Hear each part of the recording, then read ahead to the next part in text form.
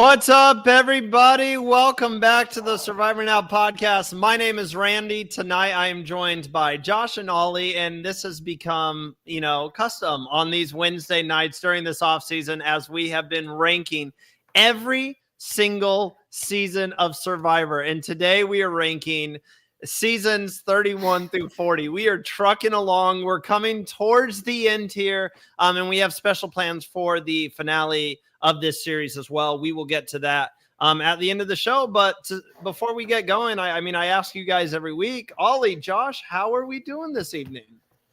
I'm doing good. I was a little sick last week, feeling like almost all the way better now.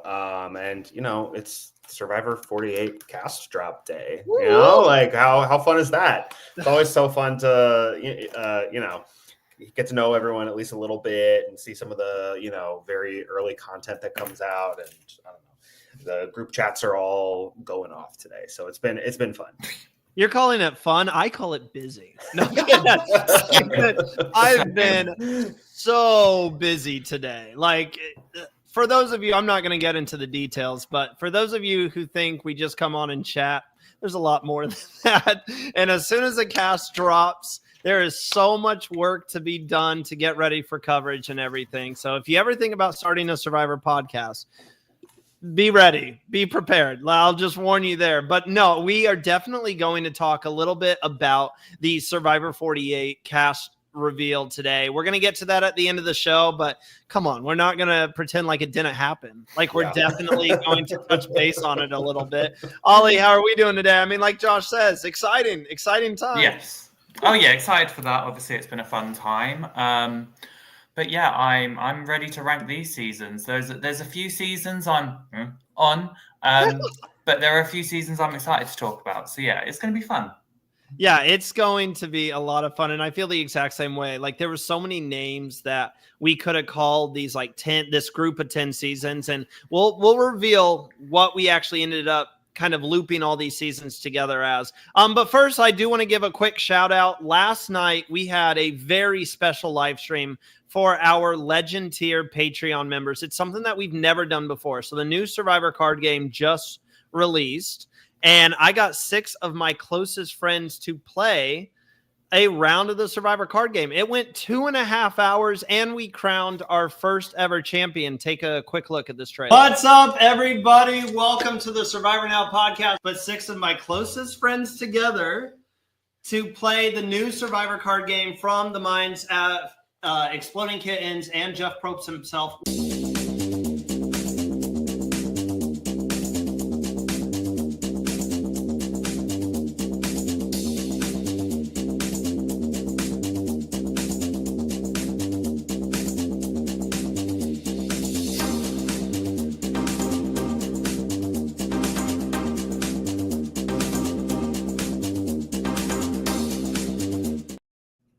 Yes, you can check out the preview. It's a short 25-minute preview. You get to watch the first tribal council. That is available on YouTube, or you can watch the full video now. It's on demand on our Patreon, only for Legend tier members. So it's that $5 a month tier. But we're just giving it away. There's a free trial. So go get yourself a 1-week free trial. Check it out. See if that's something you want to stick around with. Patreon link in the description down below. Guys, it was really fun. They did a great job with the game, and I pitched my case for when Jeff retires, I think I should be the host of Survivor. So I hate to leave the podcast, but yeah, that's what I'm training for right now. We've got people in our Ancient Voices live chat. Mark is here. I'm ready. I know the guys are too. They're like, Randy, shut up, stop talking. We'll get to it. We're getting to it. Anthony adds in, this era is all over the place. The highs are really high, and the lows are some of the lowest in the show's history. Sincere is back. In my head, I say before 30 is old school, after 30, 39 is new school, and then 41 plus is the new era. And then Sincere also adds in, hello. If you guys want to chat along, get in our Ancient Voices live chat. But gentlemen, let's go ahead. I know everyone's waiting for it. Let's go ahead and get into things. We ended up calling it Survivor Age of Advantages. And this was Ollie's idea. There's so many things we could have named this. I almost thought something with the themes, because I thought the themes really got super outlandish in these seasons. I also thought about naming it like Survivor, What Are We Doing? Because some of these themes are just out. Like, these are the themes that made Jeff go like, I'm running out of ideas. There was a couple things. I had another one on the top of. Oh, I also thought about doing. Oh my god, I'm gonna forget it. Yeah, it'll come to me later. But there was so many names I was running through. We ended up going with Age of Advantages. Ollie, you're the one who came up with that name. Why do you call this kind of set of Survivor seasons, the 30s and I guess 40, the Age of Advantages? Because I feel like this is where we really did see advantages come into play a lot. And the one season that comes to my mind, especially, is David versus Goliath. But this is where, like, this era is where we saw, like, the stealer vote. There was a blocker vote. Obviously, extra votes were still in play, and they were trying to do new things even with the idols. So that's why I think this really was the age of it. Because even think season 40 tokens. I hate it. There was always something. So yeah, this is why I think this is the nice title for this era, because I think it's very true. Josh, do you agree with Ollie? Like, it was just Survivor throwing advantages in their face. Like, I remember in all the pre-show content for Winners at War, and people are talking about, looking for quote unquote like idols and advantages, and that was like so new because before it was just looking for idols. But this era is like, there's a lot more than just idols. I think it was Worlds Apart when they introduced the extra vote for the first time, and then in Cambodia they added the stealer vote, and then they added all this so stuff much more. And then there was stuff like Millennials, Gen X had like the reward steal, and HHH had the block a vote. There was Ghost Island had all the nonsense that they had. There's just 39 introduces safety without power. Like there's just a lot of stuff, which kind of, people say the new era is kind of gone crazy with advantages, which is there's definitely a case for that, but they are all over the place in the 30s. Yeah, they definitely were. They were experimenting stuff. They felt like they were on top of the world. They're like, people love these heavy advantage games. People love idols, and I think at a time the fandom did love it. And I think we just grew very tired of it, which we're definitely going to talk about with some of these seasons. By the way, you guys can look at throughout this podcast our official rankings running at the bottom of the screen. We have not changed anything from last week. I don't think any of us had an issue where we were like, hey, we should revisit this. We posted the rankings. No one really had any complaints that we didn't chirp back at, and it's pretty much shut down immediately. Cook Islands, Josh, a lot of people want Cook Islands high. Yeah, I actually just responded to a comment about that like an hour ago. There's people who come back a lot, but it's really not that good of a season. It's pretty boring in the beginning. It's boring in the end. I don't know. You can go back and watch the video where we talked about it, but no, I stand firmly behind that. Cook Island that's Josh's way of saying Ollie's signature catchphrase: "Build a bridge and get over it." That's his nice way. That's his very political way of saying. I could keep going, but you go back and watch it. I have more to say now. Well, Anthony, that's fair. Let's go ahead and get into things tonight. We are going to start off talking about season 31, Survivor Cambodia Second Chance. And if you guys remember the last season we talked about, we kind of ended on a low note with 21 through 30 when we talked about Survivor Worlds Apart. And Survivor was looking to capture the magic again with Survivor Cambodia Second Chance. And I want to start with you, Ollie, because the first podcast you did with Survivor Now, I threw Ollie into the lion's den. He couldn't avoid it. His first podcast was rewatching Survivor Cambodia Second Chance. So we did this, I want to say 2 years ago. We rewatched the entire series, or 2 summers ago. Yeah. What do you think about Cambodia Second Chance?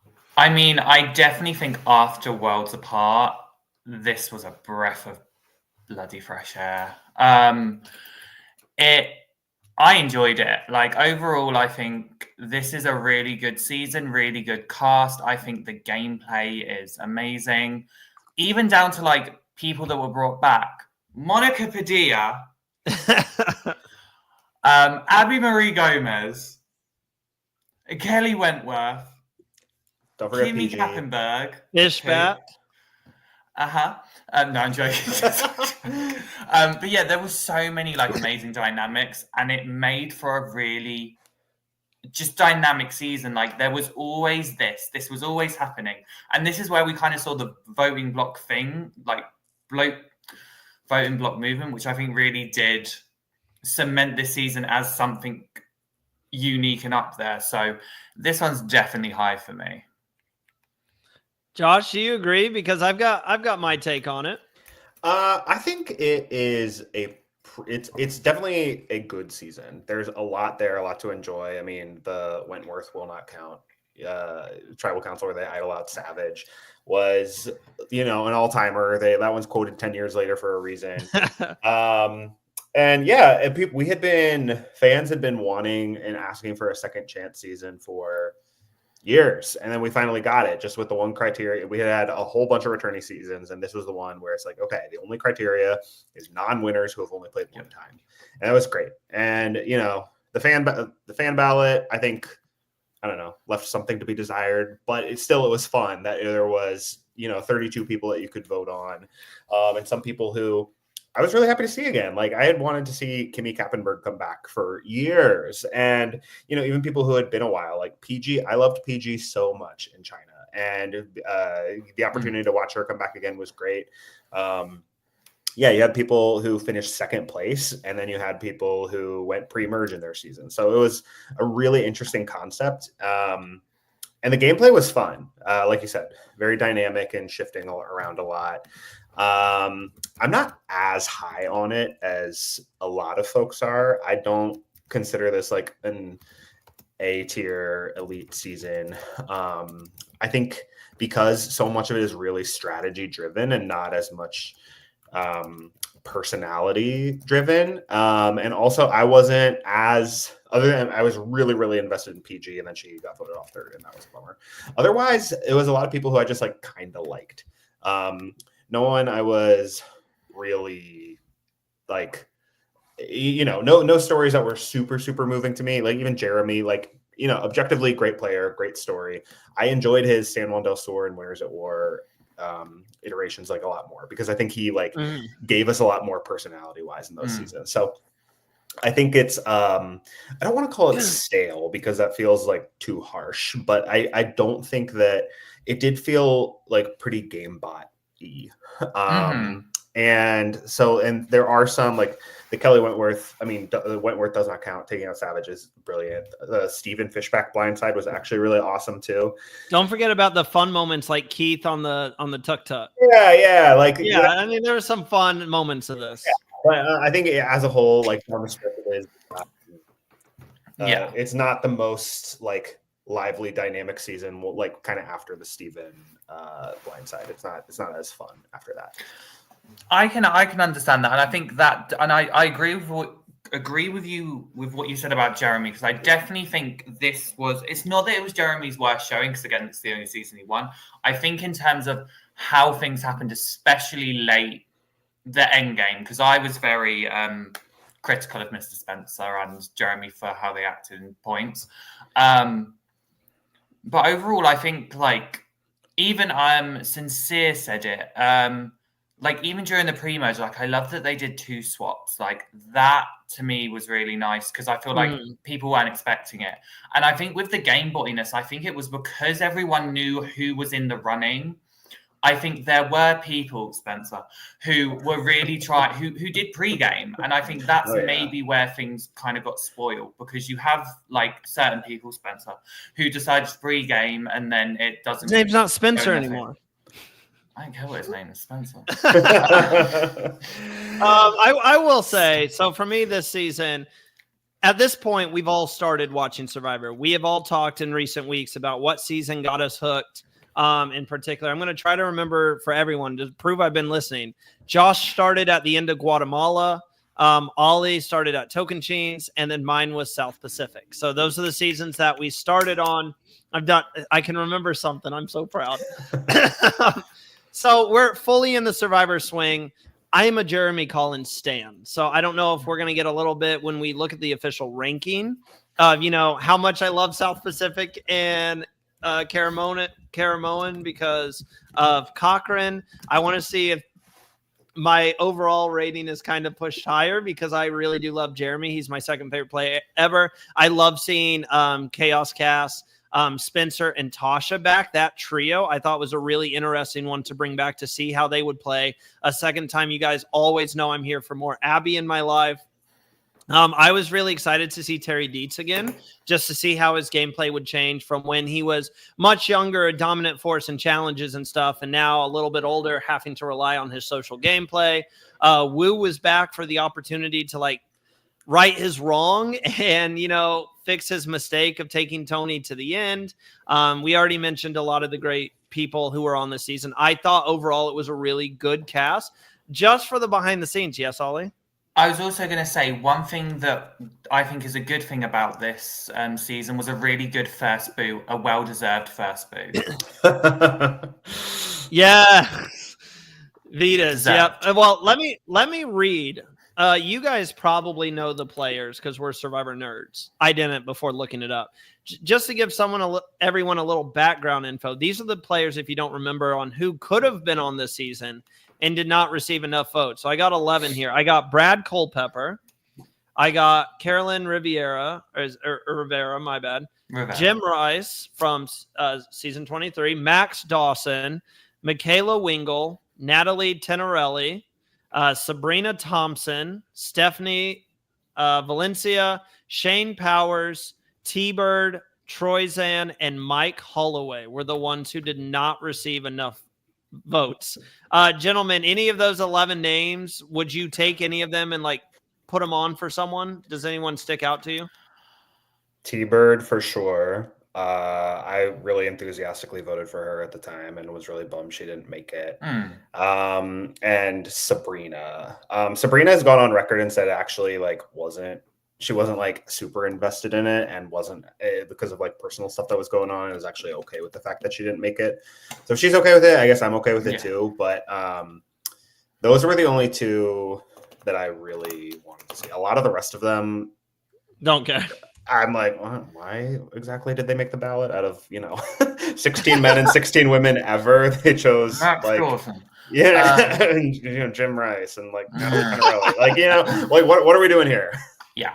I feel like I can read the mind of Oli and Josh. I feel like I know the names they're talking about, but I can't be too sure. Gentlemen, where are we wanting to rank this season overall? Let me look at that. I should have wrote this list down on my notes. Randy, I got it. I'll send it to you. Send it. Thank you. I'm looking on through StreamYard right now. I'm trying to see like I like this better than Australia. See, that's how I always start. I would definitely put it higher than Australia. I do think it is right now. I do think it's a top 10 season. Now, is it a high top 10? No. I think the highest I would place it is 8th, but I do think it could be in that 8, 9, 10 region because I do think overall, when you look at the other seasons, and I think when I look at the gameplay as well, there was a lot more gameplay dynamics going on, and we saw a lot. I personally enjoyed more of those. Like I enjoyed this more than those.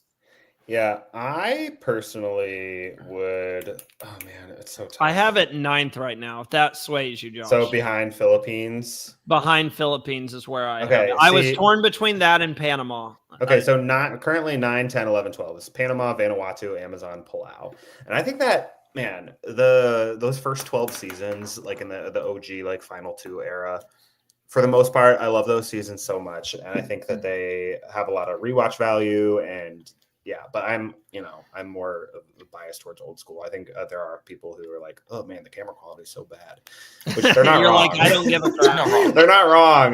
But man, I just have I would, stump for those, all 4, the Panama, Vanuatu, Amazon, Palau, so much. That's the problem is like Palau was kind of stumping me, but I do think this season overall, in terms of strength of cast, some of those iconic moments that you get, which you say still live on in history, like the Wentworth does not count. That is an iconic moment. Yeah, and it was the first time that final 6.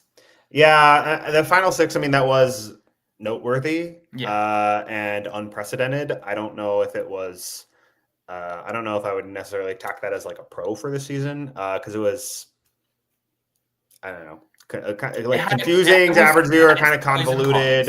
You can make arguments about like how fair it was, but yeah, I personally sorry, this is going way back because I loved all those seasons so much. I would personally put this at 13 right now, like behind Palau, ahead of Tocantins. I can live with that, but Ollie can't. I can't. Palau stumps him. I need Ollie to rewatch Palau. Okay, well, so Ollie, would you put it in there? You said top 10. Like, I don't know. I'd say top 10. I think when I look at it, I do compare it a lot to Panama in the sense of from what we were kind of saying, like in terms of not you, Randy, in this when I say this next bit, like when we look at who kind of won and stuff, it was like, but like the beginning was really nice. We really enjoyed it, and I think it trumps Panama in the sense of the strategic moments that occurred. I think kind of boost it, and then also with kind of the characters, I feel like the cast itself, I think, is more preferred than Panama, and I'm saying that with Terry Deeks in both of those casts. Yeah, I think it's so hard to compare, like like an old school season to this, which like ushered in so much, like merging at 13, like really backloaded pace, where there's still like 10 people in the game, like on day 28 or whatever. So I think that comparing that to an old school season is tough, but I do think that I'm looking at all those. I feel like the closest comp would be Amazon with the Amazon was pretty close to like a voting block season in old school with like really shifting dynamics all the time and really interesting strategically. The vibe of those two seasons is very different, but I think that the strength for both of them is the strategy and the way that it moved the strategy of the game forward with some really, with the voting blocks and the shifting dynamics and everything, and some really fun blindsides. I personally like the old school of Amazon more, but I think Cambodia has stronger moves than Amazon does. Oh, for sure. I mean, and does that like 10 years later, 12 years later of like a more advanced gameplay? Yeah, for sure. The gameplay is better here. But like, is it as, I don't know. Can we push it in that 11th spot to where like, yes, Josh, you prefer the Amazon and Palau, but it's kind of meeting in the middle of like, Ollie wants to put it at like 8th or 9th. I'm kind of at 9th. And then you're like back in 13th. It's kind of in the middle, putting it like 11th between Vanuatu and Amazon. I'd be happy with 11 with Panama and Vanuatu still over it. I'd be happy with that. I'll be okay with it for now. Okay, we'll circle back around. For now, all of this has the asterisk of for now. Wild West just adds in, this is hands down my favorite season. And Wild West, that was Josh that's put it 11th. I mean, I rewatched it recently, and it's still pretty good. I just don't think it's elite. All right, for time's sake, let's go ahead and move on to our next season. We are going to Ka Rong. Did I say it right? Ka Rong. I got there. This season is known for me. Remind me if you guys remember this the same way, as the season that I was the most scared we were going to have someone die on the show. Because you had that one challenge where Sydney, Caleb, and there was someone else having it. Debbie, all three of them were down and out, and Caleb had to be airlifted. And for the first time, like, obviously I'm sitting there and I'm like, they're not going to be showing this episode that the dude dies. Like, so obviously I'm sitting there thinking that, but like, wow, like I was terrified. I'm like, this dude looks like he's like down and out for the count. I thought it was a solid cast that got hurt later on in the season when you had Scott and Kyle kind of strong arm everyone trying to run, their game. I actually met Scott. I'm going to take a moment. I know a lot of people after watching the season, they don't like those two, and Scott gets like a villainous name and people are like, I hate Scott. The guy is super nice. I took care of his kid at Top Golf. They came in for his kid's birthday party. He understands. He said, the way the show painted me, I look like an asshole. I get it. I get why people hate me. I get it. He said, I promise you I'm not that type of person. And he actually was really, really nice. So I'll just put that out there. Backing Scott is like meeting him in real life.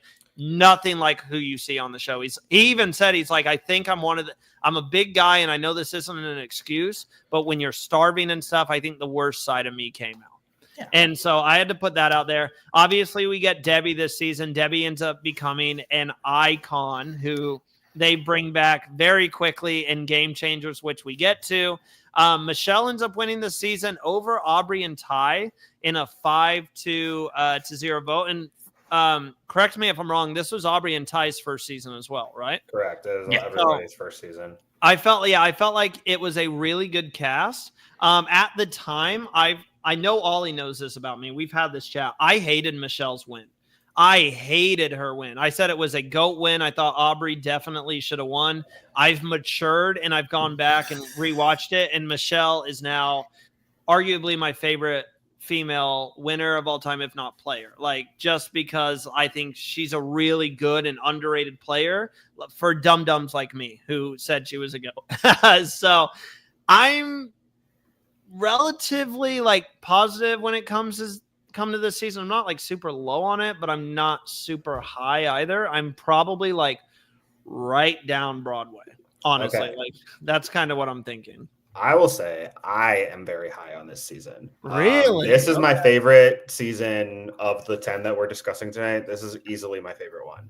I think it has a very different vibe than the first Brains, Brawn, Beauty, but similarly messy in a really good way.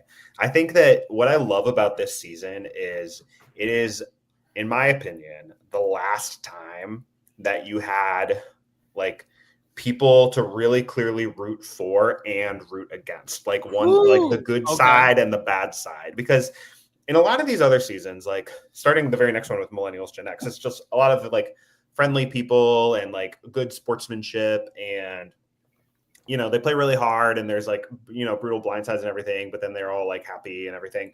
This is one where it's just like, oh man, you are invested because it gets dirty and it gets ugly and you are rooting. Like, man, when Sydney flips on Scott and Jason at the merge and sides with like basically all the good people, oh man, it's so good. And the way they, you know, take down Nick and with the whole like, you know, bro, I know, or like, I don't need to be carried, bro. It is like, that is like, man, this was like a win for the good guys. And, you know, we see in the comments about Aubrey flipping Ty and destroying the super idol, and, you know, just Ty having the balls of steel and just telling Scott, like, no, not giving that to you. It's so good. And like, yeah, I totally believe that Scott is like not actually that bad in real life. But in this show, you're rooting so. Oh, I was definitely rooting against them. I was so straight up going, Scott and Jason and Ty and like Julia when she joins them. And that is something I love about the show, when you need a good villain. when there's so clear, like, you know, right people and like wrong people, and the right people beat the wrong people. That Ko-Rong is the last time, in my opinion, that there's been that clear and that you're that invested in it. And like, yeah, Michelle had a really fun winter story. I really enjoyed it. Aubrey was a great player and great character. Sydney is like an all-time favorite of mine. I would love to see Sydney come back. Yeah, I mean, I feel like Sydney's on everybody's second chance list because she was a star. She brought so much, and she was only 22. She was only 22 when they did this season. Yeah, I have so many good things to say about this and the outcomes of it. Obviously, there's like, you know, holes I can pick in it, but I think of the seasons we're talking about today, this one is my favorite. Ollie, which side are you on? Like, I definitely I like this. I like this season. And to everyone in the comments, I like Michelle's win. Say what you want. I think she deserved the win. I think she did a better job in certain aspects than Aubrey, and I will stand on that hill and die on that hill. Wow, we're gonna get like a lot of heat, Ollie, because showing some of the episodes definitely varied in quality. Ty and Caleb bromance montage, just one of my best moments ever. I'm sorry, but all the years later, I'm still not satisfied with Michelle's win. What's the bridge? Hold on, let me go find the tools. I'm sure I can find the hammer and cement. Hollow says Michelle is a good and adequate winner, but Aubrey did deserve that win, in my opinion. And Sincere says, I appreciate it, in my opinion. Ko-Rong is sort of boring to me. One of the last 10 seasons I would watch or show people. Wow. Ollie Cookham. I did like the season. I think it was a really good season. I think we had some cool dynamics. Again, the Super Idol came into play, which I believe was that Tyler Perry? swear was Tyler Perry Kageon. Kageon was Oh, the okay, Tyler thank you. Perry idol, and this I was one like, I remember. Yeah, I can't remember if it yeah. was that one. They or took this two one. regular idols and merged it, and then it became a super idol. Yes. I will say I appreciated. I mean, I appreciate what you said because I do think Scott and Jason get a lot of flack when Neil's right there. So I do think there's definitely some really good dynamics. I like it. I'm then trying to compare it to everyone else, and yeah, I'm not sure yet. I'm not sure yet. I can't even. I like it. I'm trying to picture where I see it though. I'm Oh not actually man, sure. it sounds like I'm way higher on this season than you guys are. I feel like in the 30s, people they flock to Cambodia and David versus Goliath and Millennium. I definitely float to this one more than others in the 30s. 30s. I love this one so much. Okay, where would you put it? Okay, personally, right now, I would put it at number 7, behind Marquesas, above Heroes versus Villains. Okay, Randy.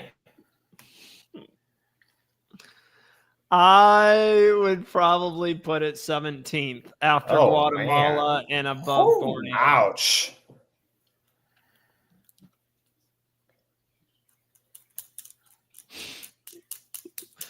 Do you like it more than top 10? Ollie, do you like it more than Cambodia? No. But I also don't like it more than Tocantins. That's my issue. I like Tocantins more.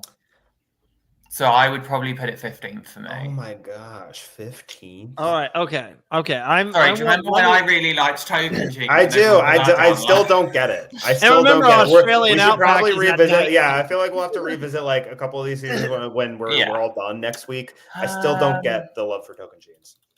I could put it.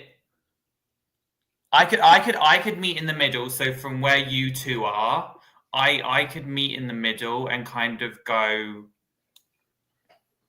12 because I was thinking 12 because I think I will say I definitely prefer Cambodia over Koh Rong. And Randy, you also prefer Cambodia over Koh Rong? Oh man. Yeah. Josh is like, I'm working with. All right, well, 12 is better than 15, I guess. So we'll put it. This season is so good. We'll put it 12th for now. And then that puts it in front of Amazon, Africa, Borneo, Australian Outback, but behind Cambodia, Vanuatu, and Panama. So, and then Josh will continue to fight for it. Yo, look at this. Andrew Yalo is here. Koh Rong is slept on. What an icon. He just did an incredible video. It was fans versus favorites where he took some of the best content creators. And, some people we want to see come back or realistically could come back. Go check that out. I got to be honest, Andrew, I was a little bit offended that I was not in there, but it's okay. I'll do fans versus favorites next time. No, definitely go check it out. Okay. While Josh is angrily sipping his water because of that last pick, we will head on to Millennials versus Gen X. This is where Adam beats Hannah Shapiro and Ken McNichol in a 10-0 vote. Swept the jury. This season is tough for me because I understand why people love it. We obviously got Zeke this season, Jessica Lewis, Will Wall, Sunday Berquest, rest in peace. I enjoyed Jay. I think it's a solid cat. Figgy and Michaela were both on this season.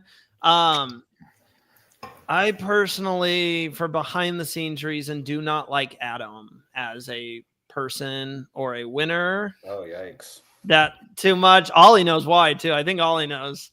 We'll talk off air. Oh yeah, I think I do. Yeah, we'll talk off air. But at the time, Adam was my favorite person on this season. And so I was happy to see him win because his story of, doing this for his mom was really inspiring. Yeah, what are we thinking here? Because I don't know. When I get in these 30 seasons, a lot of them are just, there's not a lot that stick out as like the best seasons of Survivor all time, but they're also, for me, not the worst season. Like I'm kind of feeling the same thing with Millennials versus Gen X in terms of like down the middle for me. That's how I feel with a lot of these 30-ish seasons. I will admit I'm very met on this season. Like, I have no opinion. I will admit this is one season I really don't have a strong opinion on. I will say Andrew said it. Storytelling was really good. I will give it that credit. Michaela, Jessica slays. Mari was robbed. Smosh live on. I liked Brett. I liked the moment between Brett and Zeke. And that's as much as I have for this season. I cannot believe we haven't mentioned David Wright. Yeah, he was. Yeah, great story. Yeah, good casting. Yeah, he was good. I feel this way similar about this season than I do to Cambodia, except slightly lower, where it was objectively pretty good. The shifting dynamics of the gameplay was fun. I think it feels kind of nitpicky for me, but also at the same time it doesn't. I think the pacing of this season was like, just with how backloaded it was and how it was so slow and just doing voting someone off every 3 days for the first however long. But then, when Jessica gets voted out, she finishes in 10th place, but she goes all the way to day 30. So they fly through the end of the game in just like 2 or 3 episodes, even though there's still like 9 people left. And that is, I just can't. I feel like by design, you're making it like peak in the early merge. And, how a season ends is really important. And then like how you get through the final like 9 people of the game and you're just like yada-yadaing like that whole stretch. And then Millennials Gen X isn't like the only season that does that, but I feel like this is the most egregious with the pace. That is like you're going to have a lower ceiling for me when the pacing is that bad. That being said, I still think the cast is solid. The gameplay is solid. The storytelling, I agree, is good. There's some good moments. There's nothing I'm crazy high on this season outside of Michaela. Yeah, it's a very forgettable season for me too. Honestly, yeah, I think just being honest. Michaela's exit and like her reaction to the exit was an all-timer, and I loved it so much. I hated that she got voted off pre-merge, but I loved how expressive and real she was, and she was a stellar casting choice, and I'm so glad that they brought her back for Game Changers, and then she got to show off even more on the challenge. I think I love Michaela, and there's a lot of other people in this cast who I like, but nothing huge for me outside of Michaela. I did enjoy Jay. How I feel. I thought Jay was fun too. Let's touch base a little. What everyone's saying is this rivalry. The rivalry between David and Zeke was really refreshing. But John says Millennials versus Gen X is a very mid-season. I found the post-merge hard to follow with how fast it moved. Just a lot of people in the chat talking about also Underdog coming into power. So good. David Wright was so good this season. Can we touch base on like that rivalry of David versus Zeke, and like, is a rivalry like that, especially this one, strong enough to really put it in the upper whatever of our rankings? Like, I don't know, because man, this is going to piss a lot of people off. We might lose some viewers here. Well, I'm thinking 21st. 21st. I do prefer Australian Outback to this season, but I do think it's better than One World in terms of like overall storytelling and everything. To people in the comments, Survivor Quotes has just joined and actually made a very, very good point. And I think the biggest issue is Adam's winning storyline didn't really align with the strategy. Like, he did, like, I mean, he had an okay game, and then he was kind of the first person to really be like, I did this. Like, he kind of went on the sympathy route, which fair enough, but I kind of agree with what Survivor Quote said there. It's like that also kind of makes me go, well, meh. So sorry. Yeah. I mean, I think there is a lot that is like heartwarming about his journey and his story. But yeah, I would agree with that take as well. That it felt more about like his personal story rather than his gameplay. And especially for him to be one of the first people to win like unanimously, that felt. I'm like the story was there, the gameplay. I don't like. Again, I think he was a deserving winner, and I think he was like the right winner for this season. But especially after Final Tribal, I was like, really? I mean, Hannah got 0 votes. Like, I get why she didn't win, I guess, but like 0 votes. I don't know. Yeah. We got a few comments here that I just wanted to show. Sorry to cut you off, Josh. Hollow says this is a top 15 area. I remind you guys, we're just three people with our opinions. We're trying our best. We're not going to please everyone. We know this. We're going to piss some people off.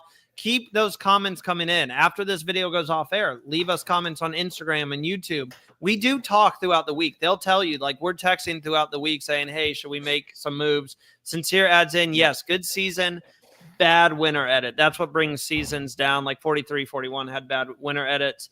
Anthony adds in all fairness to Adam, Jeremy from Cambodia sort of did the same thing. Any clap? Yeah, and I didn't appreciate that either. Yeah, no, I mean, I love Jeremy, and you know, I think that he definitely deserved it over Tasha and Spencer. But like I said, when we were talking about Cambodia, like that was my least favorite iteration of Jeremy. I thought he was a lot more fun and like entertaining in San Juan del Sur and Winners at War than he was in Cambodia. Even though it was an amazing winning game, it didn't connect with me as much. So good to go back. Randy said 21 behind Outback. I'd actually be okay with that.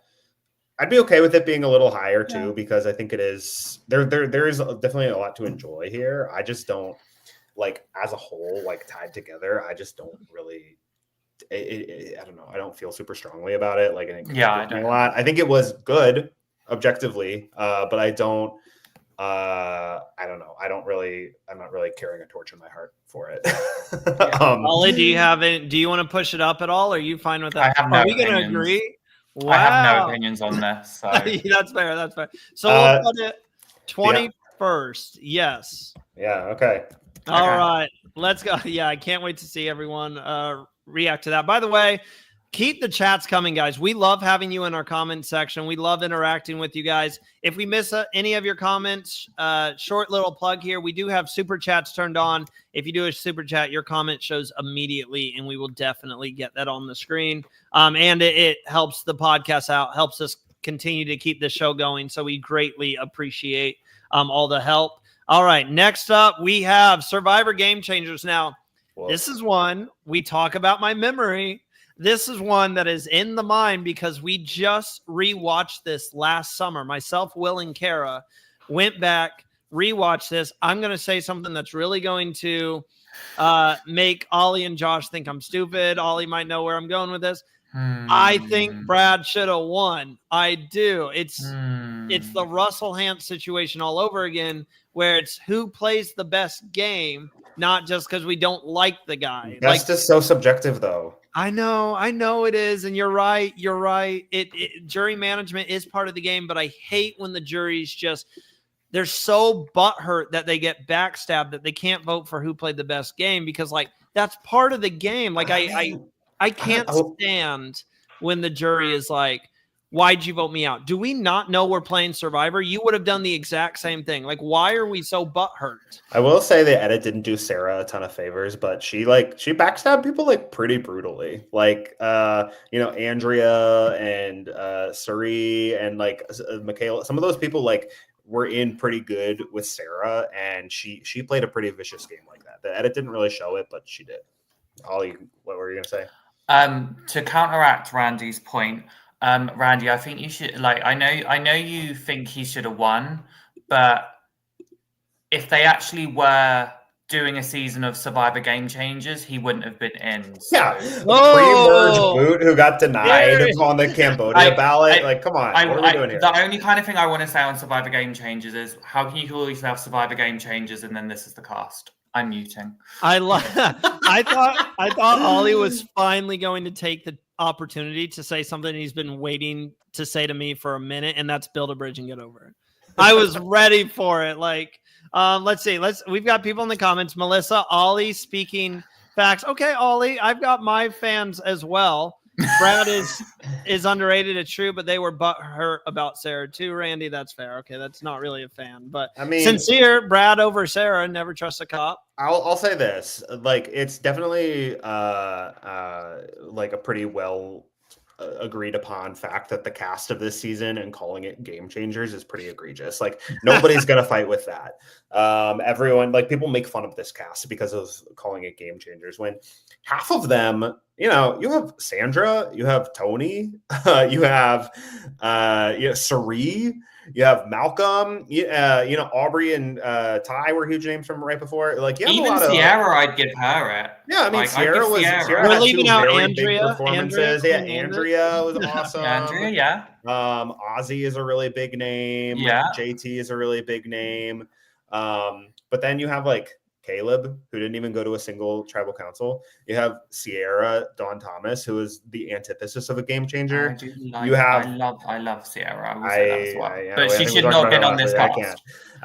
Jeff Varner, who like made sense for Cambodia, but then he gets voted off 4th in Cambodia, and then we know how that goes this season. Yep. You know, like there's just Haley. Okay, I love Haley. Let's Haley. That's where you draw the line. That's where you draw the line. But yeah, gentlemen, can I start us off on this season since it's so fresh in my mind? Yeah, go for it. This is how I feel about this season. I'm not high on it. I think it gets overrated because it has some of the most iconic moments in the history of the show, like Suri getting out without an idol. That tribal council is one of the wildest tribal councils that I have. Wait, Josh, are you not a fan of how they played that out? Okay, like Suri getting taken out because everyone has an idol and there were no votes cast against her. Like, what? Are you kidding me? That was terrible. I feel like there's big moments in this season. It was Obviously, a big moment, yes. There's a really negative moment that I'm not really going to touch base on. We all know what it is. This season has its moments, but outside of those few moments that make some people be like, wow, that season is so good because I remember so much of it. The gameplay is just, to me, it's not strong. I feel like it's a very, very, like it's the definition of a bleh season. Like I'm rewatching this. It got to the point where I'm messaging Kara and Will, and I'm like, I am so ready to have this season over. I was so ready because it's just it gets stale very quickly. I feel like part of that has to do with the order of exactly where I was going, Andrew. The boo order was not the greatest. I mean, you had Tony aside day from one. JT going pre-merge, I mean, that was beautiful. But that was beautiful. You have Tony, in my opinion, the GOAT of this game, who we know is capable of playing a really smart and strategic game, basically going on to the season and pretty much going, I don't give a fuck about this season. Like, I'm just going to play wild and crazy and see if it does anything for me. Pardon my language. I'm so sorry. I'll beat that out. But, like, he just doesn't care, it seems at times. And I don't know. Maybe you guys feel different. That's how I felt watching this season. It was just very stale to me. I think I'll like what Steven Survivor Quotes Extra said in the chat about the Michaela and Andrea boot making no sense because the editing for this season is kind of rushed and sloppy is a good word. What I was saying about millennials, Gen X, and the pace, that's also true of Game Changers, how they kind of like rushed everything at the end and dragged it out so much in the beginning. Like that twist, the one where Malcolm went home, where they were like, oh, we have 20 people in this cast, and so we need to, there will be times that we need to speed it up, but no, we're going to send 2 tribes to tribal council and only one is going to get voted off, and then we're going to like after a swap, so people are going to be going around and talking and stuff, and an idol gets played, and instead we could have lost Sierra Dawn Thomas, which would have been great, but then we instead lose Malcolm like pre-merge because of this stupid twist. I was livid. I was so mad. I think there's a lot of the pacing and editing and stuff is bad. I mean, Sarah, like, if you talk to anyone like who is in the cast, and they speak so highly of Sarah and her gameplay, and it was all there. That was really impressive, but the story was not there. Like the way that they portrayed it, it was kind of messy. It didn't really make a lot of sense. Especially when Michaela went home. I was like, what happened? Like, where did that come from? What? I don't know. I think that, I don't know. I don't really know who's high on this season, really. But yeah, I think that the cast was kind of a mess, and the way that it all played out was a mess. And there was also some pretty ugly moments as well. I will say Sandra this season was incredible. Like, the best, like everything I ever could have wanted from Sandra in her like 5 or 6 episodes or however long she was there. It was perfect. The way she took out JT is like truly one of my all-time favorite moments ever. That was so good. But yeah, then she gets voted off the next episode, and that was a bummer. Anyway, don't love this season. Survivor quotes. This was a Survivor cast put together by Brant Steele. Yeah. Yeah. I mean, especially like, yeah, because you do have some like winners and, 2-3 time players. And then you also have like Brad Culpepper and like Caleb Reynolds and Don Thomas. You guys are not going to agree with where I put this. I mean, I think where would you put it? I think a lot of people are pretty low on this season, so I'm putting it 30th. I'd put it above South Pacific. I'm okay with above South Pacific. I do not think it's better than Caramoan. I think I would take it over Caramoan. I think it has higher highs. I see the argument, but I would definitely put it below Fiji. I could go either way on it being better or worse than Samoa. I would probably put it over Caramoan, though. Yeah. Again, I'm not very high on the season. I don't care about it. I'd probably put it 29th. I like 20. Because you know what? It means it's another season above Cochrane's win. That's what I did. Yeah, 29 is good with me. Why are we hating on Cochrane? Again, his win did not speak to me. I'm sure he's great. His win did not really speak to me. Well, Survivor ended up taking a major turn with this season in the sense of like, at the beginning of the 30s, you felt like they were really starting to figure some things out. And then I feel like it took a dive with Game Changers. We're going to get to the one after Heroes, Healers, Hustlers. I know there's some people not high on this season. I do think the whole theme is kind of stupid and outlandish. One of the more outlandish ones that there is. But I'm going to throw a curveball to you guys. I enjoyed this season. There's a lot of people who we haven't seen play again that I wish we did. I don't think we've seen enough people back from this season, which is a common thing. That was the thing earlier that I couldn't think of. The common theme with the 30s is like it feels like these players have been stuck in limbo because of the whole new era thing. And a lot of the good players that you want to see back, Chrissy Hoffbeck, have not been invited back. This is a solid season, in my opinion, with an awful winner. Oh, yeah. I think no one's going to disagree with me there. I just do not like the winner. Like, if you take the winner and switch Ben out for anyone else, I think I'd be higher on this.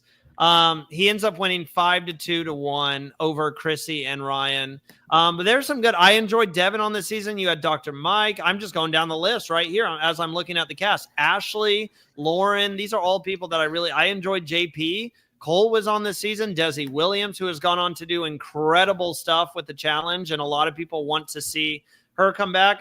We have a chat from Anthony. Thank you, Anthony. Seriously, thank you. This season actively pissed me off as it went on.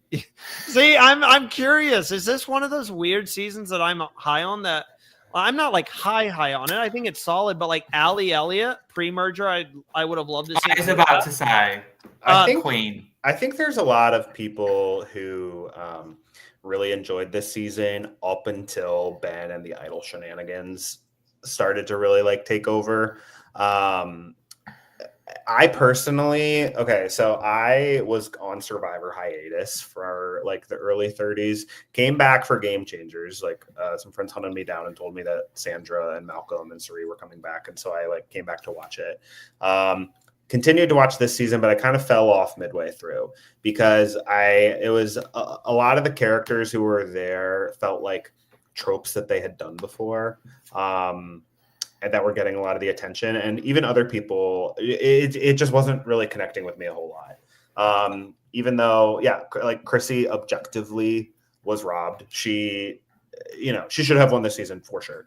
But even, and I respect her a ton, but I wasn't super invested in her journey or anyone's journey really this season. I did enjoy Desi, but even that was kind of, she didn't really get a whole lot.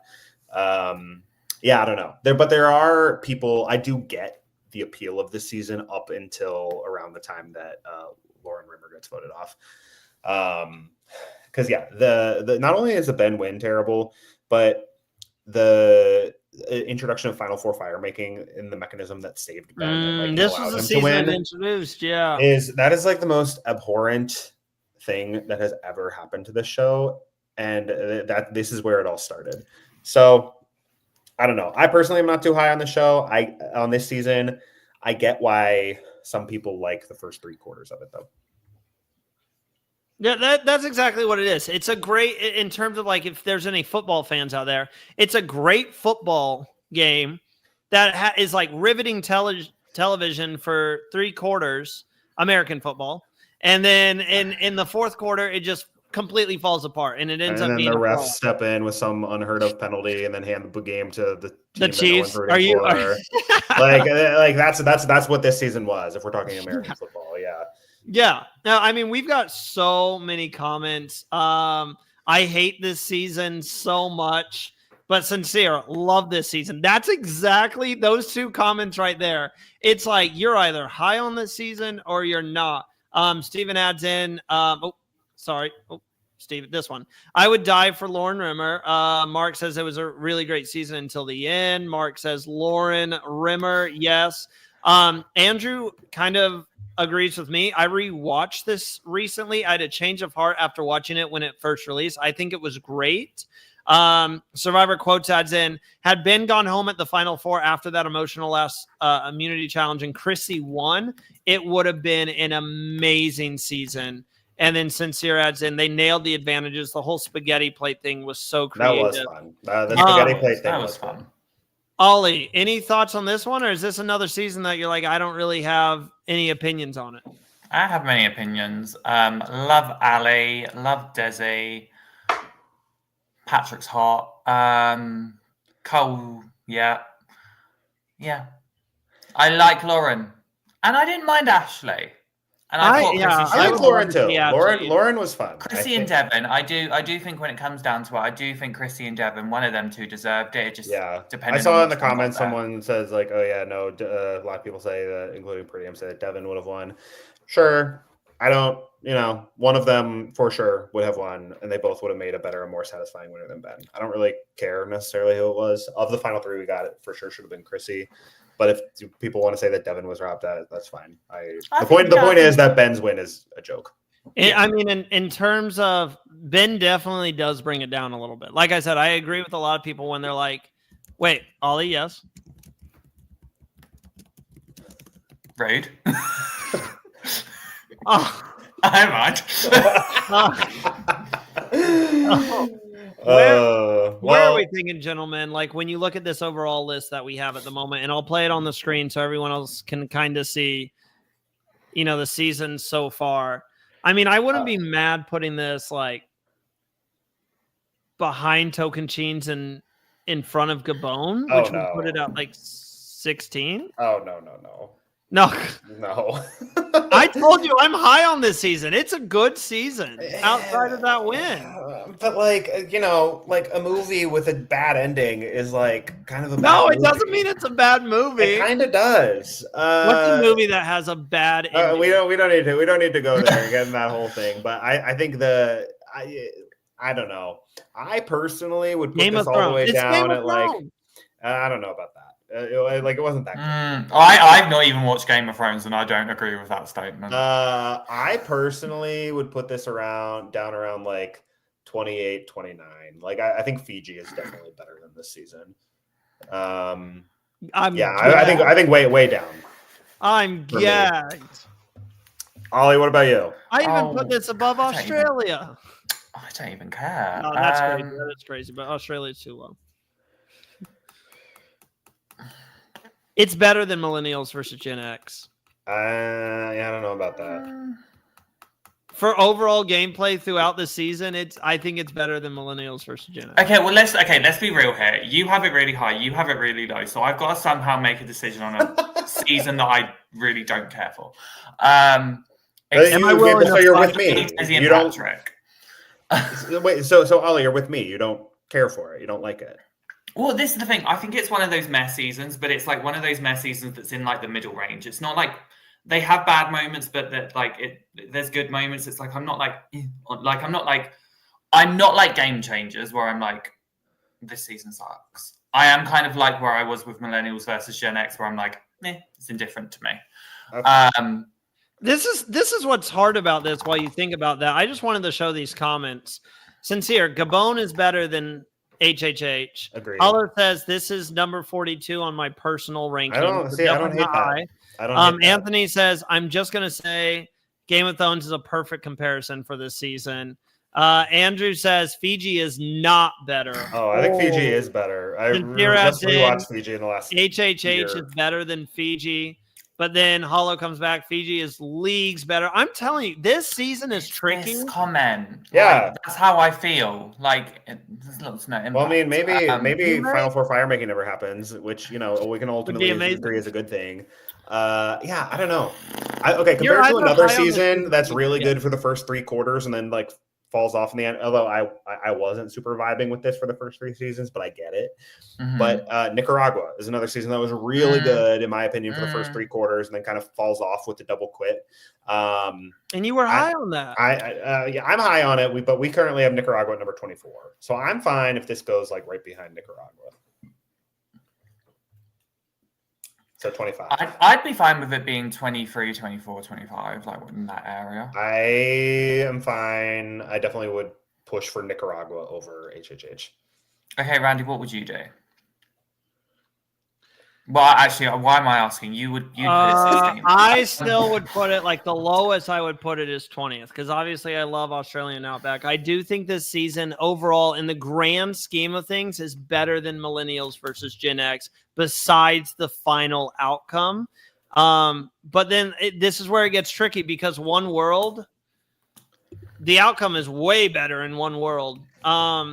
Is it? Yes. Yeah, the question, the thing I'm looking at is it better than Blood versus Water? Which I would almost say no.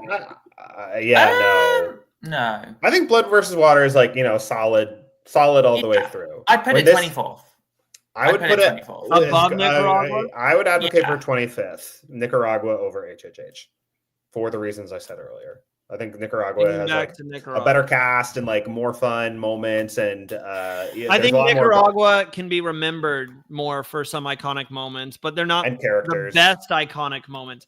I don't know about characters. How often do people bring up Nicaragua? I mean, they don't enough, because people like it's I don't know what confirmation bias is. Am I using the right term? That like there aren't like people who've come back and played over and over again, so they don't talk about it as much. But like Nyanka, Brenda, Holly, Jane, Chase.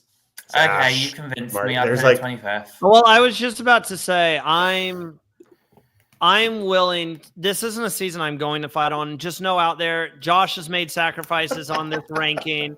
Josh, what would you say is your lowest ranked right now? Before we take a quick ad break, what's the lowest rated season that you really love that you think should be much higher? We've all made sacrifices. Probably Fiji right at now. 27th. Yeah, I mean, I wouldn't say I love Fiji. I do think I would probably have Nicaragua a few spots higher. Yeah, I don't think anything is like egregiously low. I think there are some that I would put like 5 to 7 spots higher. I don't think. Okay, let me go down my list now of everything that's too low right now. Not specific. Kara Moen. I'm continuing all stars to an extent. I just hate. I like all the seasons everyone hates. That's what I'm learning. Australian Outback is now 20th, gentlemen. The Australian Outback is 20th. I think Outback will still end up roughly like top half. Roughly. I will next week when we're finalizing this list, we will have discussions. Ollie, is there any season before we take a quick break that's super low on you? I wonder. Token Chains. That's the one. My biggest gripe about this thing is Token Chains is too high. Token Chains is 15th place. Josh and I are complaining about seasons back in the back row, and Ollie's Token Chains has like a club level seat, and he's still complaining about it. We're going to take a quick little break, so go grab some snacks, grab some, popcorn, use the restroom, do whatever you got to do. We will be right back. Hi, Survivor Now podcast listeners. I am Katie from KT Designs, better known as Katie Tedesco Art on both Instagram and Etsy. I have been designing and selling Survivor products for over 7 years at my Etsy shop, including replicas like hidden immunity idols and Survivor trading cards with all of the players' stats on the back. I am so grateful for Survivor Now for giving me this shout out and helping me reach even more superfans. I love listening to their podcast. So if you are looking for some really unique reality TV products for yourself or to give a superfan in your life, come check out my Etsy shop at www.etsy.com/shop/KatieTedescoArt.com. Think you're the most knowledgeable Survivor superfan? Well, you can put that to the test with our Fantasy Survivor game. Welcome to Bracketology, fantasy sports for reality TV. We provide fantasy football style games for your favorite shows like Survivor and many more. We also have bracket style elimination challenges. Set your picks once for the whole season to see how your prediction skills fared. And don't forget to check out the season extras like contestant info, where you can see all the bios of each contestant, and our scoring recaps that are published each episode. Download the Bracketology mobile app or play on your computer at fantasy.bracketology.tv. It's entirely free to play, and you can win some awesome prizes. Good luck. We are back, and as we wait for Josh here, let me pull this up. We got some fun comments, by the way. I just have to show some of these comments here. Hold on. Survivor Quotes adds in, if it makes you feel any better, I have Thailand in my top 15. You should. I'm curious to hear more on that one. Maybe you could, tweet about that or something. He does specify. Curious. He does specify. Yeah, but I'm curious. Sir, okay. Survivor Ghost Island, the one and only time that the person who finished in third had to decide the winner. Wendell and Dom tied 5-5, so Laurel had to vote, which I could not imagine being in that position. And she ended up voting for Wendell to beat Dom. This is a very decisive decision. Some people feel like Dom should have been the winner this season. Others thought Wendell. Wendell was my favorite person this season, so I was he was also my winner pick. I think the one time that I ever got a winner pick right. You had Donathan Hurley on this season, Sebastian Noel, I think. Kellen Bechtold. Did I say her name right? I always say it wrong. Kellen. Again, there's good people on this season who have not gotten an invitation back because they're kind of stuck in Survivor limbo. Chris Noble is on this season, which is kind of fun. Yeah, funny. Stephanie Johnson, I thought was entertaining. You had Jacob Derwin, who I know definitely has a following. And if I don't say Stephanie Gonzalez, Ollie's going to flip out. Gentlemen, I'll let you take the lead on this one. We know a lot of people are low on this season. This was just, I thought it was a cool idea at the time. I was so excited. I was like, ooh, we're bringing back like the stick idol and stuff. It didn't play out how we wanted it to. It just didn't work. Yes. Sorry, just clarification. Why would I be annoyed if you didn't say Stephanie Gonzalez? I mean, granted, queen. Is she not a queen? There was a time she followed me on Instagram. So yeah. I mean, if you were going to name anyone, I mean, I kind of have two opinions on Ghost Island. Mark said my first opinion. I felt like it was very this. And Stephanie Townsend is the best person of this cast for me. All I have. Yeah, Chelsea Townsend. Sorry. Chelsea Townsend. Yeah, Chelsea. That's why I was so confused. Yeah. Sorry, Chelsea Townsend robbed. I thought Morgan Ricky was robbed. This season, I feel like, agree, it was the Dom and Wendell show, and it was pretty, there was like no opposition, like no real contention, and it was just kind of a steamroll to the end that wasn't really that fun. And a lot of the cast, I mean, there's definitely some people in the cast that, have their fan bases and everything, but I found this cast to be like pretty generic across the board. And maybe it wasn't all their fault. Like I randomly last year, like out in the wild, I was visiting a friend in Florida and ran into Brendan and just chatted. It was like, hey, are you Brendan from Survivor? And we had a nice chat. He was awesome. He was really cool. They didn't show a ton of him on the show because he got voted off 4th. But I'm like, man, he's a great guy. Like, it's a bummer that he didn't last longer and we could have seen more. And I'm sure that's the case for a lot of these people. But it was kind of all about Dom and Wendell. And I like Dom and I like Wendell, but it was a pretty boring journey the whole way there. Yeah, it was pretty rough watch all the way through. Yeah, I don't think chat's going crazy right now, by the way, if you see yeah, but there's a reason that we're not posting on here. For anyone listening, there is a very behave. Just behave. A very erotic discussion happening. I mean, we can just get like, not to kind of just skip over, go silent, but I mean, like, there's not much to it. I mean, definitely the finale was entertaining in the sense of like, you really didn't know who was going to pull this out between Wendell and Dom, and for good reason. It was a 5-5 split vote, and it was a very entertaining end. It's like the opposite of Heroes, Healers, Hustlers. Is the rest of the season was bleh. Yeah, here's another thing that there's people out there who will defend like the final 3 or final 4 fire making because they're like, oh, we wouldn't have gotten like, Dom versus Wendell in the final, and we wouldn't have had that tie vote without it. And it's like, okay, yeah, sure, we wouldn't have had it without it, but the season still sucks. Like, it was not worth it. The juice was not worth the squeeze. I'm okay putting this 30th after Samoa in front of Game Changers. I'm fine with that. I honestly might even put Game Changers ahead of it. I was torn on that. Maybe it's because it's fresher in my mind, but Game Changers, I'm telling you, it was a drag. No, it's rough. Game Changers is bad, but there are like this one. I'm at least satisfied with the ending on this one. See, I think Game Changers has higher highs and it does strong and like both in the cast and like moments. Can we put it below Caramone if we go below Game Changers? Can we? I still have an opinion. Oh, okay, go ahead, shoot, Ollie. My bad. I'd still put it 30th, just purely because of Chelsea Townsend. Over Game Changers. I was kind of rooting for Chelsea when she was going on her challenge run, just because there wasn't really a whole lot else, But this is okay. Can I just go on my Survivor rant? Because this is my thing. This is what really pissed me off about the producers. It's like you had Chelsea who. You had Chelsea, who had 2 individual immunity wins. She was the reason that Bradley went home. And on all pre-season, like post-season interviews, you have everyone saying how much of a position she was in pre-merge.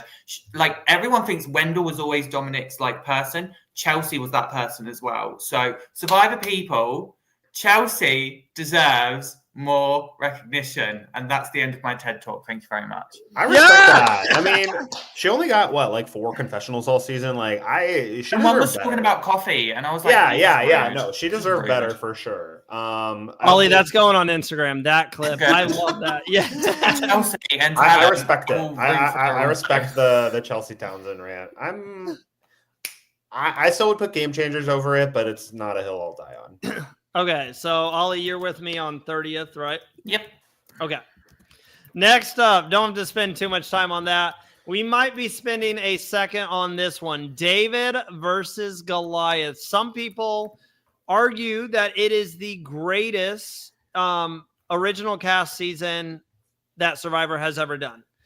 And yes, there are so many icons this season who we have not, once again, not to like beat a dead horse here, but once again, there's a lot of people on this season who have just been in Survivor limbo that we have never got back. Let us talk about that final 3.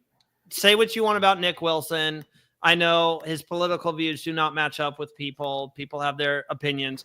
At the time, you cannot say watching the season you weren't invested in Nick Wilson though. The final, okay, Josh is gonna say you weren't. No, I wasn't.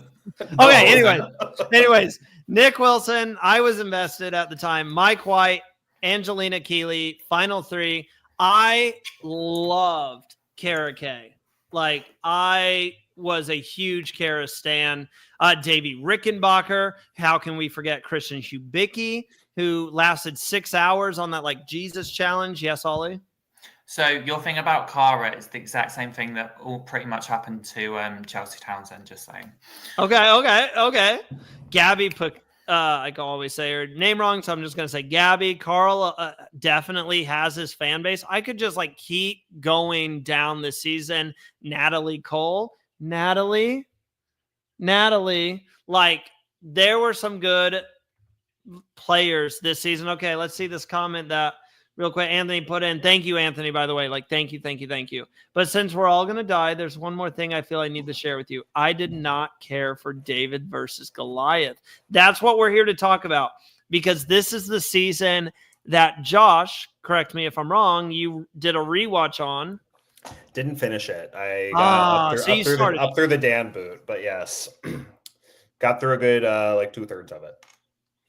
What did you think rewatching it? Because you know people are like die. Oh yeah. People are obsessed with this love. season. I think when a few years ago when RHAP ranked all 40, they came in at number 6, which felt pretty dramatic for me. So I was like, I think this season is good, and I think it definitely part of why people love it so much is it is like a good season in the midst of some bad seasons. Like when you go from like 34 to 39, like this one clearly stands out above all the rest. And I think that people really like it for that reason. But yeah, so I agree with a lot of the reasons why people like it. I think the cast is strong.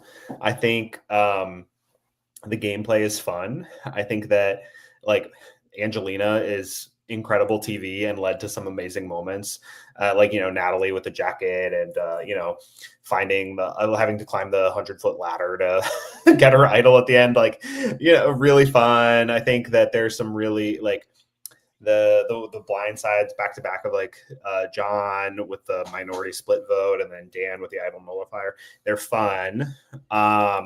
There's a lot to enjoy. Like I said, really strong cast, a lot of people who could come back. And if they did a returnee season, like around like a regular returnee season around season like 40, 41, 42, we would have seen a ton of people from this come back. Yeah, there's a lot to like about it. I just don't think it's quite at that like top tier because of it's pretty reliant on advantages, which I mean the point of the advantages is to create those great moments, which is good, but it felt, I don't know, the David's comeback story felt a little manufactured in that way. And then not only, they came back with all those advantages, but then they immediately squandered their lead. They're up 5-4 at the final 9. And then we lose Carl and Gabby and Christian and Davey all back to back. And the least interesting David ends up winning it all. That's not that fun to me. Yeah. And I think any season that like rushes through the final like 7 to the end just in a couple days and has a final 4 fire making and the game stops at final 5 is going to have a lower ceiling for me. And I don't think, and this season was really good, I just don't think it is good enough to be like way at the top of the list because of all those factors. Yeah. But it's really strong season and definitely like the best of the late 30s easily. So I will say, I think I do agree. I think overall this was a good season. I was not one of the people that was rooting for Nick. Couldn't care about him. Also sincere. No, you don't want to know about his political views. I will say there's two things that stand out to me as really big negatives, which I think a lot of fans kind of almost like let slide with David versus Goliath and then don't with other seasons. Like the first thing is it's so advantage heavy. And it's like, it was so annoying in Game Changers, but in David versus Goliath, it's fine because it's who are people rooting for. And I didn't enjoy, like, I midway through, I got a bit bored just because I was like, I need to stop seeing these advantages. Like, this was the season that annoyed me with advantages. And then also the unbalanced editing. I think just like last season Ghost Island, this had a really unbalanced edit. Like you look at the confessionals like Cara got and she was 4th. Like even Allison got Carl. Like there was rarely nothing. Like he's about to get voted out on my rewatch and they really don't give him a whole lot. Exactly. I will say Angelina, where is the comment? Shout out to the Stangelinas. She's the star. She very well could be back for 50. If she's not, I will cry. But yeah, I think this is a good season, but yeah, it's not the highest one for me. And that's just my only personal view because of what everyone dogged like Game Changers and other seasons for, people seem to let go in this season, and I don't agree with it. That's my opinion. Another thing that I said with some prior seasons, but like the format and pace of seasons like this with merges at 13 people when there's still 13 people left in the game on like day 21 or whatever, like they're designed to peak early merge, and that's exactly what David Goliath versus Goliath did. It peaked like from like 12 through like 8 is like the peak, which is good, and like it's a good season, right? I'm not denying that it's a good season and there's a lot to enjoy here, but to call it like top 10 feels pretty dramatic to me. See, with all that being said, I'm still like, you guys are making great points, and I agree. I do think people are way too high on this season. It's not a season that I definitely jump on as like a top 10 season all time, but like, I'm going to kind of be hypocritical here. I'm ranking it about 9th right now. Like, if I look at the seasons, like look at the seasons that are there. Panama, that would put it above Panama, Vanuatu, Cambodia, Koh Rong. In terms of like, are we going to say this isn't better than Cambodia and Koh Rong? I know Josh is going to be like, yes. I think Cambodia and Koh Rong are both better than this. I liked Cambodia. Koh Rong is still lower on me. What are people thinking in the chat? What are you guys thinking? I mean, by the way, this is my version of the Uno reverse card. It's the idle nullifier. I think I personally would put this somewhere. I would put it over Token Chains. But yeah, somewhere, I don't know, anywhere in that 15 to 20 range would be fine with me. I'm just looking at comments. I think Hello says 6, Sincere top 5. I can't get on. This is what Sincere saying. This is what Big Show saying. Hollow says agree with Randy. Ollie wasn't going to show that one. No, I think because if we're going to do that, then thank you.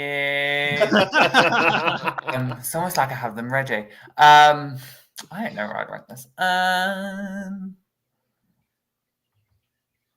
Ollie, may I say your hair is looking amazing. Shut up. Flattery will get you nowhere. Ollie, how about this? What if you put it? Yeah, I know you love Token Chains. What if you put it right below Token Chains?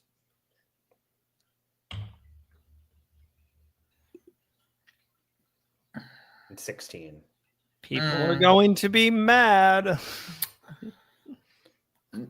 Says that, but I can happily put it above Token Chains because I do think there was some good aspects of it. It's just, do I think it's a top 10 season? No. Yeah, definitely. Absolutely not top 10.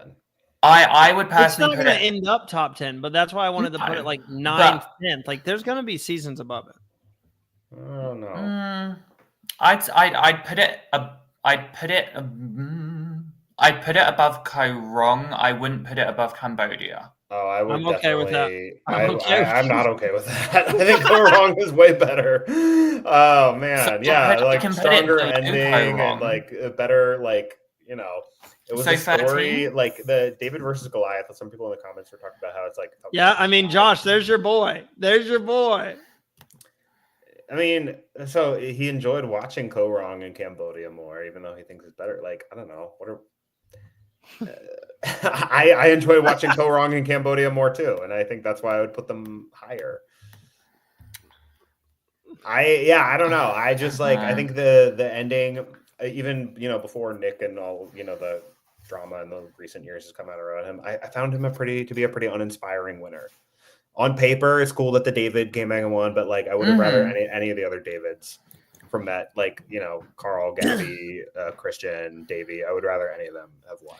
How about we put it 12th right now, at least above Amazon, Palau, Token Chains, and then we'll revisit this one. We'll text about it this week. So you mean put it above? So you're saying above Koh Rong? No, that was below Koh Rong. We could put it below Koh Rong right now. 13.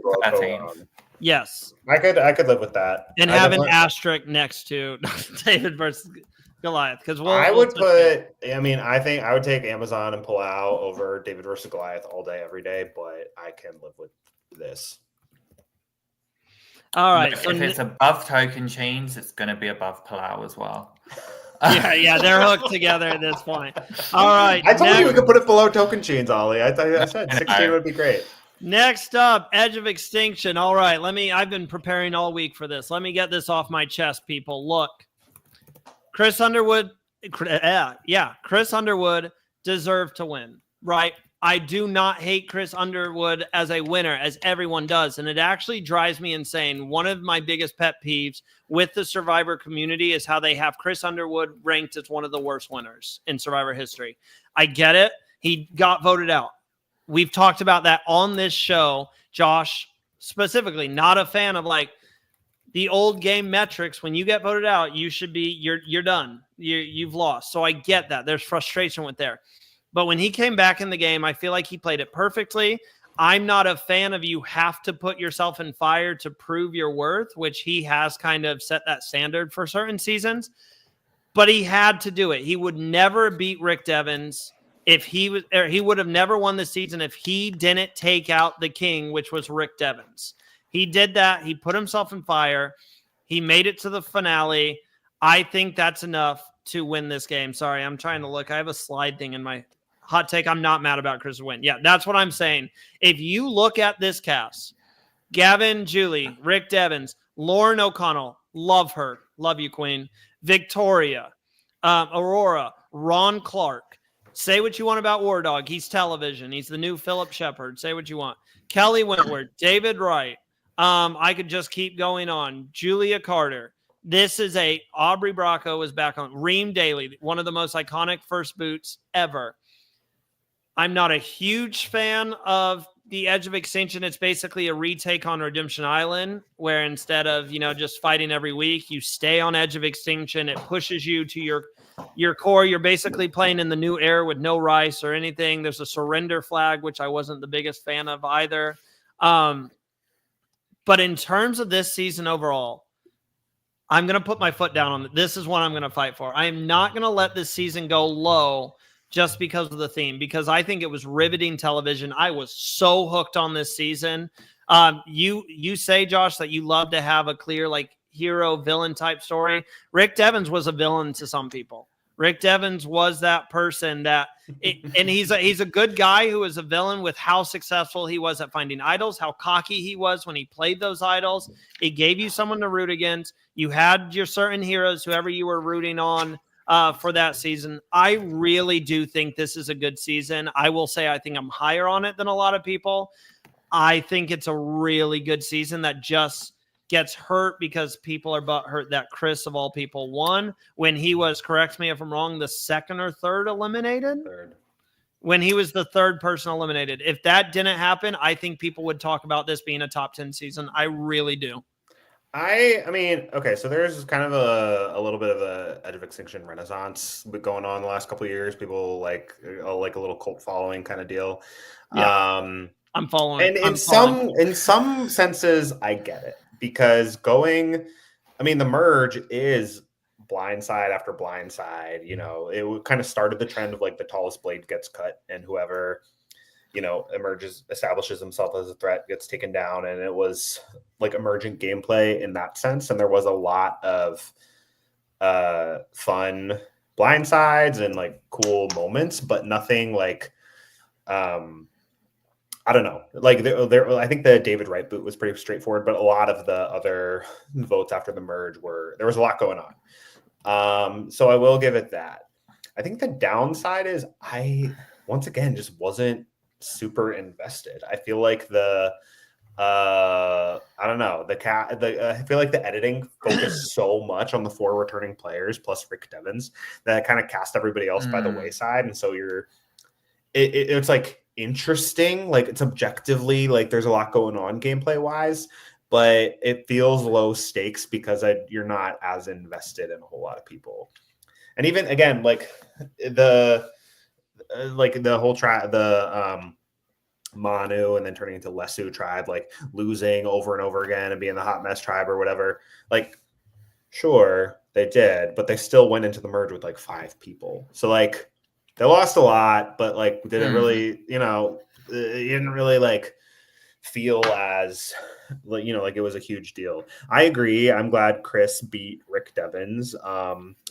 I do think he's objectively one of the worst winners just because he was out of the game for 26 days or however much it was. I get the argument. Yeah, no, but like I don't hate his win either, because I mean I think the season isn't, this era is not of Survivor is not great. I think this season is like not great. I think the twist itself is like kind of ridiculous, and so I didn't really care that much that he won, and I would take him over Rick Devens as a winner.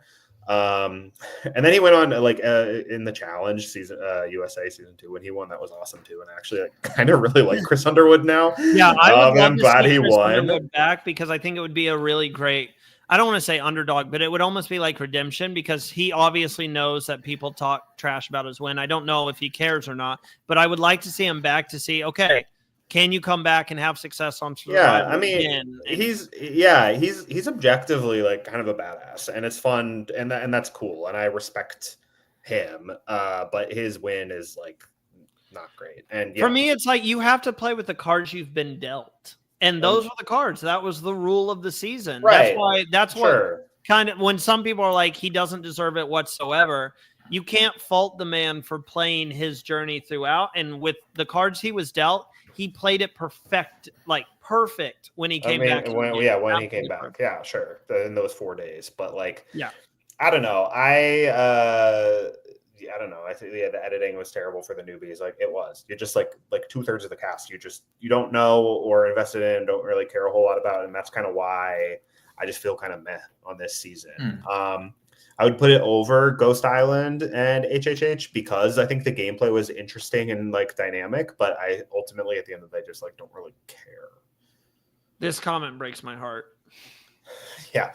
He was like right about to get married or something, I think. Yeah, he was. Ollie, what side are you on? Because I'm telling you right now, and I am fully aware of this, where I have it ranked will have the fans turning on me instantly, and we'll have Josh cackling at how stupid I am. So, I don't mind the season. I actually prefer this style of twist to Redemption Island. I think this is how they should have had Redemption Island to start with. It has my second favorite player of all time, Victoria Badmon, Queen with her beanie. She's someone I want to see back for 50. She's just someone I want to meet in general. So, Victoria, if you see this, she seems fun. You are a stan. I don't care if people think I love her. I met her in New York. She's really fun. I love her on X. She's amazing. If Got Something For You ever did like non-people in the season tweets, half of it would just be hers. I do, because they deserve better. Julia Carter. But yeah, I don't like Rick Devens. Yep, see? Vic, Julia, what robbed? I also remember, and it was when Beanie Queen. It was when they were doing the challenge, and you have Lauren Full. Oh yeah. What's happening? And Aurora just begging, and I was like, that was pretty funny. That's when I fell in love with Victoria, because she was like, "Girl, this person's just fainted. Shut up." So yeah, I mean, I don't mind it. I think I agree. I think it's above. It's above Ghost Island. It's above HHH. I'd probably put it above Millennials versus Gen X as well. I feel like I'd rather rewatch this season than Millennials versus Gen X. So I would put it 22nd. Oh. Randy, how about you? I feel like I've just said this to be the middle person. So I had it 9th. 9th is crazy. I told you I'm very high. There are people who are really high on this season. Like I can kind of understand that. I had it 8th, and I had to talk myself out of it. I was like, Randy, you're putting it above Philippines. Get your. I can kind of understand why people are high-ish on this season, but ultimately, at the end of the day, like I mean, just the. I don't understand like what 2/3 of the cast were like nobodies. I don't understand that though, because I just named like 10 people on the cast that definitely remember. Yeah, no, we remember Victoria, right? And like the narrative from everyone on the show is like, actually, she was playing the best game. If she made the final 3, she would have won. Ron the show Clark, did not show Lauren us O'Connell, that. They Devin, did not show us that. Yeah, like Dog, Kelly Wentworth. No, I mean it was. Well, that's a returning. I get what you're saying. Yeah, Dave- most of the new people, David Wright did not really get a whole I see lot. what you're saying now. The And new- so, like, even though the gameplay was good and interesting, I just didn't care. So yeah, I would put it low. Like I'd probably put it like 30, 31, somewhere around there. Brandy. Yeah, no, I remember Brandon means a lot. Donlin and his like Enjoyable pre-show stuff. His hot take was that Edge of Extinction was like a top 15 season or something. Yeah, I don't know. I mean, if I any of don't us hate it, but I also don't think it's very good. If any of us are going to be pissed off about the placement of how this list plays out, it should be me because I'll forget it by next week. Josh and Ollie will not forget it. Like I said, I think 20 22nd. I think 22nd's a fair placement. Give me a second. Because it's in the middle of both of you. Okay. Am I Man, wrong? Australian Outback messes. Yeah, everything. no, I'm fine with it being like. Yeah, I'm fine with that. I This guess that season's- this season does have its strong defenders, and like Mhm. I kind of get it, and I kind of respect it. This So, season should go 17th. It is better than Gabon and Guatemala. No, I cannot get on board with putting it above Borneo, Outback, in Africa. You're not saying this season's not more entertaining than Borneo. No, I think Borneo is more entertaining in a different way, very different way. But I just watched it. I just watched Borneo like a few weeks ago. No, I think 22. What Ollie said is great. Behind Outback, above Millennials, Gen X. I can get on board with that. Randy, what do you want higher, Edge of Extinction or Australian Outback? That's the problem. I would put Australian Outback over this season. Well, there So we go. Edge of Extinction 22nd. I don't like where that's at. Okay, next season. Let me show some of these comments here. Let me get you guys. I have been starring in the chat. Survivor quotes: the 4 added returning players was so unnecessary. It was a little bit weird. I'll agree with that. Mark says, I'm glad the twist gave us a whole season of Ream 2. Definitely icon queen. Chris had to deal with production's BS for multiple weeks on the edge without knowing what would happen. People give him literally no credit. They should give Chris an ounce of credit at the minimum. Also adds in Edge of Extinction is 14th in average episode rating out of 47 in my calculations, Randy, which means it's a pretty, I just don't think people give it a big enough chance. Hollow says Devins is one of my favorite players ever. Wasn't a villain to me.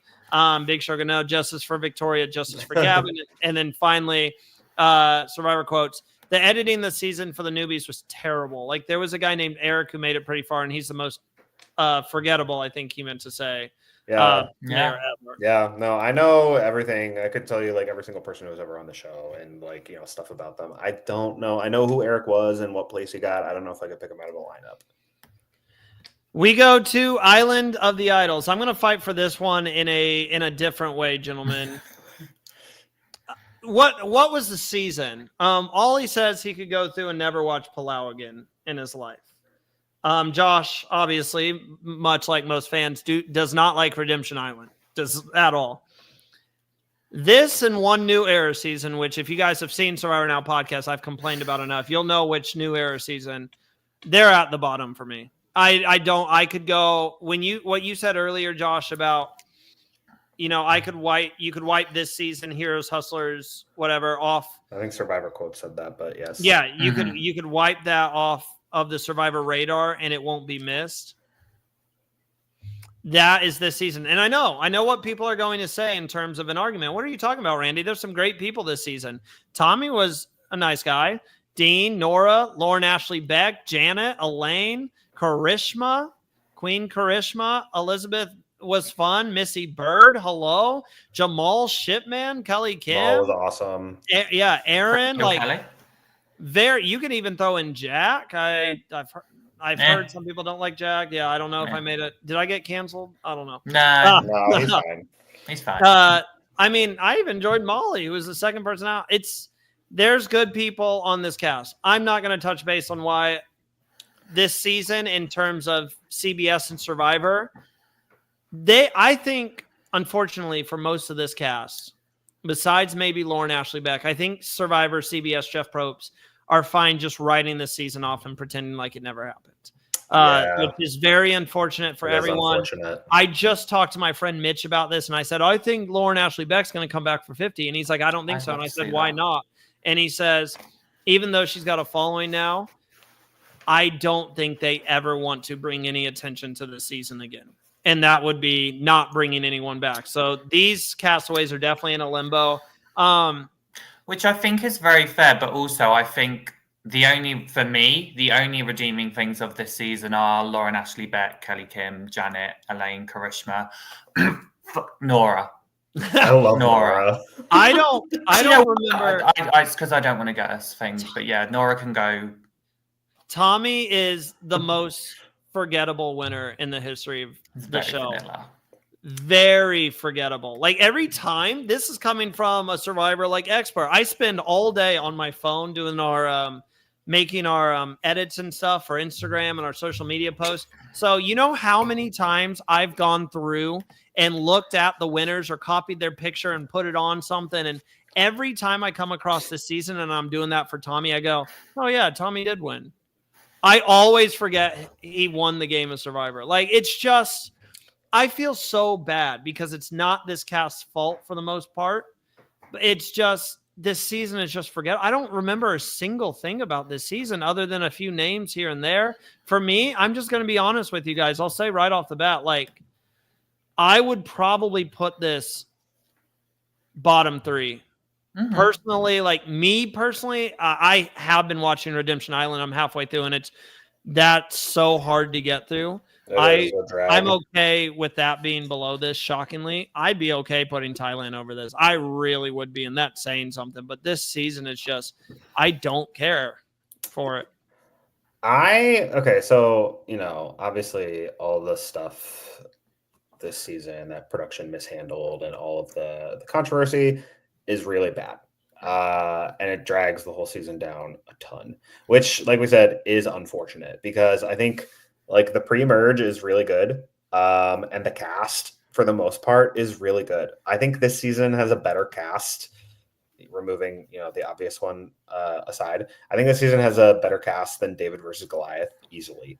I think this season had a higher ceiling than David versus Goliath did. I think they had a whole lot going for it, but obviously, and there was like some pretty bad stuff that happened that does derail and kind of ruin the whole season.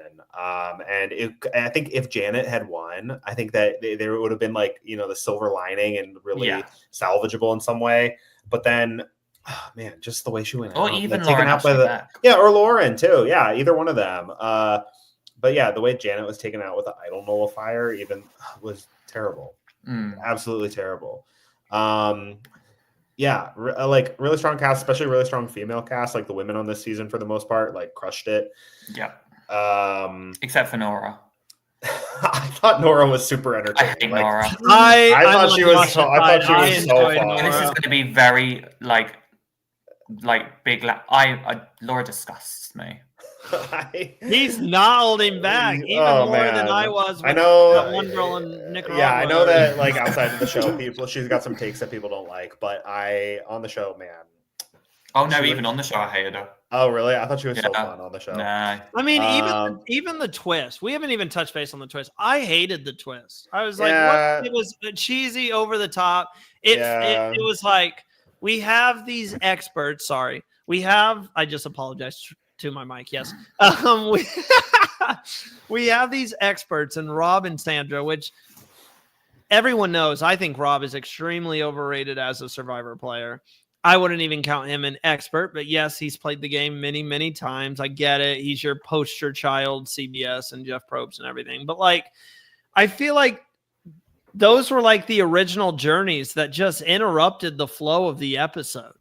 Like I'm kind of in the story, and then you're going on this journey to meet Sandra and Rob, and then we're watching them just give lessons about, in Survivor, you need to it was kind acting like we haven't seen 38 seasons of this show. It was a stretch.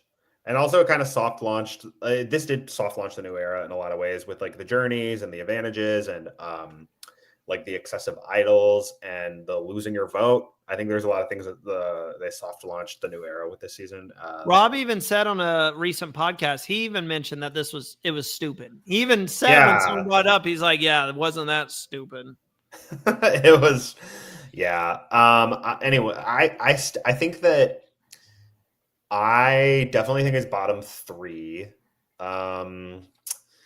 See, it's tough because I think the cast there's a lot of strong parts of the cast and strong parts of the season, but obviously the lows of the season are the lowest in like all of Survivor ever.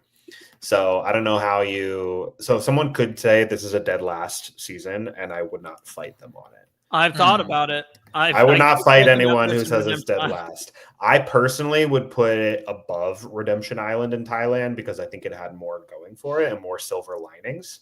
But I would not fight anybody who puts it dead last. I can promise you this will not end up being last. There's a new era season coming up that I'd pretty... be fine putting this like 37th, like we've just said. So what you're saying? So above Thailand and Redemption Island? Yeah. I'm good. Yeah. Okay. It can go above Thailand. I'm fine with that. Okay. And then let me show some of these comments before we go on to our final season we're talking about today. Hollow says, overhated season, in my opinion. That being said, it's 45th for me. Sincere adds in, Jack might be the first purple male ever. Hollow adds in, Dead A need Elaine as a lock for 50. Survivor quotes, the pre-merge of Island of the Idols is one of the best. It was good. Anthony says never watched this season and I never will, but Survivor quotes adds in bottom 3 season for me. Yeah, well. Man, it had so much potential, which sucks. Yeah, just a mess all around. So, all right, it is time, gentlemen, to finally move on to our final season. Winners at War. After 40 seasons of Survivor, we hyped up. We're going to get 40 winners to battle it out for not $1 million, $2 million. And instead of just making it this, throwback kind of season where we just let the best players in the world do their stuff, we're going to throw in the Edge of Extinction. We're going to throw in fire tokens. We're going to give the fans a reason to not like this season. And this has been a very, very divisive, whatever, you know what I'm trying to say. It's been a very opinionated season amongst fans. So, gentlemen, what are we thinking? Are you? I have so many mixed feelings. That's probably how we're feeling. Tony beats Natalie and Michelle 12-4-0 vote to become a 2-time champion. I'm with Survivor Quest. Lots of mixed feelings. In general, I mean, okay, I think Heroes versus Villains is the best cast ever assembled. I think Winners at War is probably the second best cast ever assembled. I came into the season with very low expectations, given how prior returning seasons had gone and how like the late 30s were going. And I knew that they were bringing back Edge of Extinction, and then they were doing this fire tokens nonsense. And the Final Four fire making was still around. So I came in with really low expectations because I didn't want to like be disappointed. But even still, it was, I don't know. I think they were trying to do way too much. Like you said, Randy, with not only the twists and the editing and the Edge of Extinction, it was just kind of a mess. Like the storyline was kind of a mess all the way through. The boot order was tragic. Like absolutely tragic. Like the fact, like from the very beginning, when like of all the newer winners who could have gone first, like Natalie Anderson really had to be the one to go first. Really, are you kidding? Yeah, me? It was just everyone that you've been waiting so long to see play again. Yeah, it was instantly old school versus new school, which I'm like, why are we doing like what? Yeah, like, I wish that they had just done the tribes of either like men versus women or like the first 10 winners against the more recent 10 winners. I wish they had like done something like that.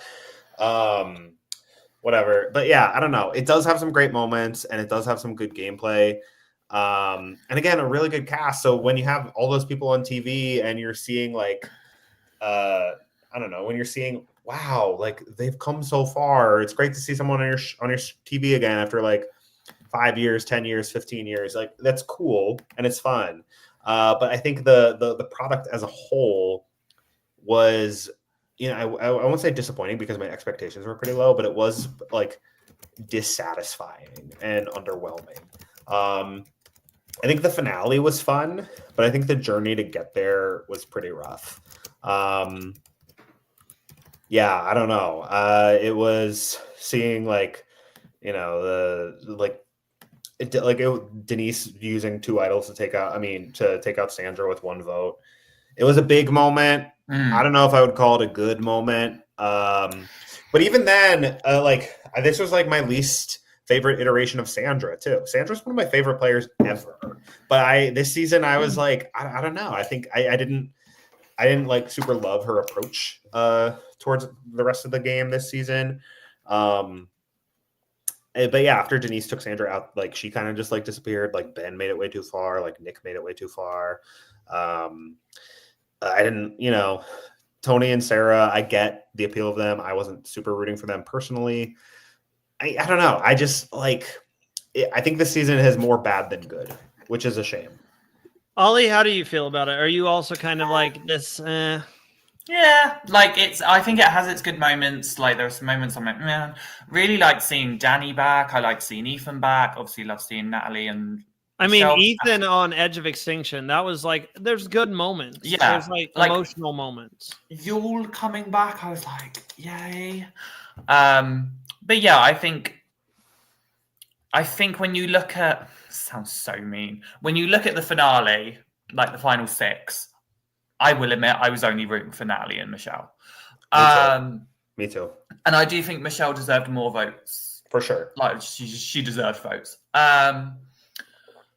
So yeah, I understand why people have it high because it is such an iconic season, similar to like Heroes versus Villains, like Micronesia.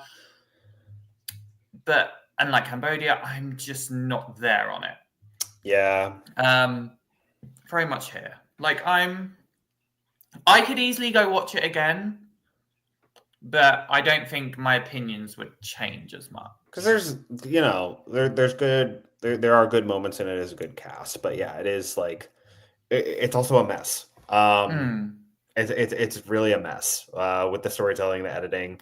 I think like the Tyson episode in particular, his second time getting voted out with the family visit was very sweet and heartwarming. I did like that. A cool tribute, and it was necessary. I get why they did it, but then the way he was voted out, it was just chaos without explanation. And there's all these live tribals where everyone's getting up and going around and whispering and stuff like that, but it's not subtitled, so you have no idea what's going on. So they're just like, oh, it's chaos. It's crazy. Isn't this nuts? And it's like, well, not really, because I'm not following. I'm not following what's happening. I think it would have benefited from longer episodes, but also I think it would have benefited from production doing less. Like, why are you having one of the best casts ever assembled playing for $2 million and you're trying to do all this stuff? Like, all these people won their seasons. Like, they're good and capable and innovative players. Like, what are we doing here? I hated the fire tokens. They've gone down as one of my least. I just thought it was pointless. I get what they were going for. I didn't really like it at the time. I don't like it now.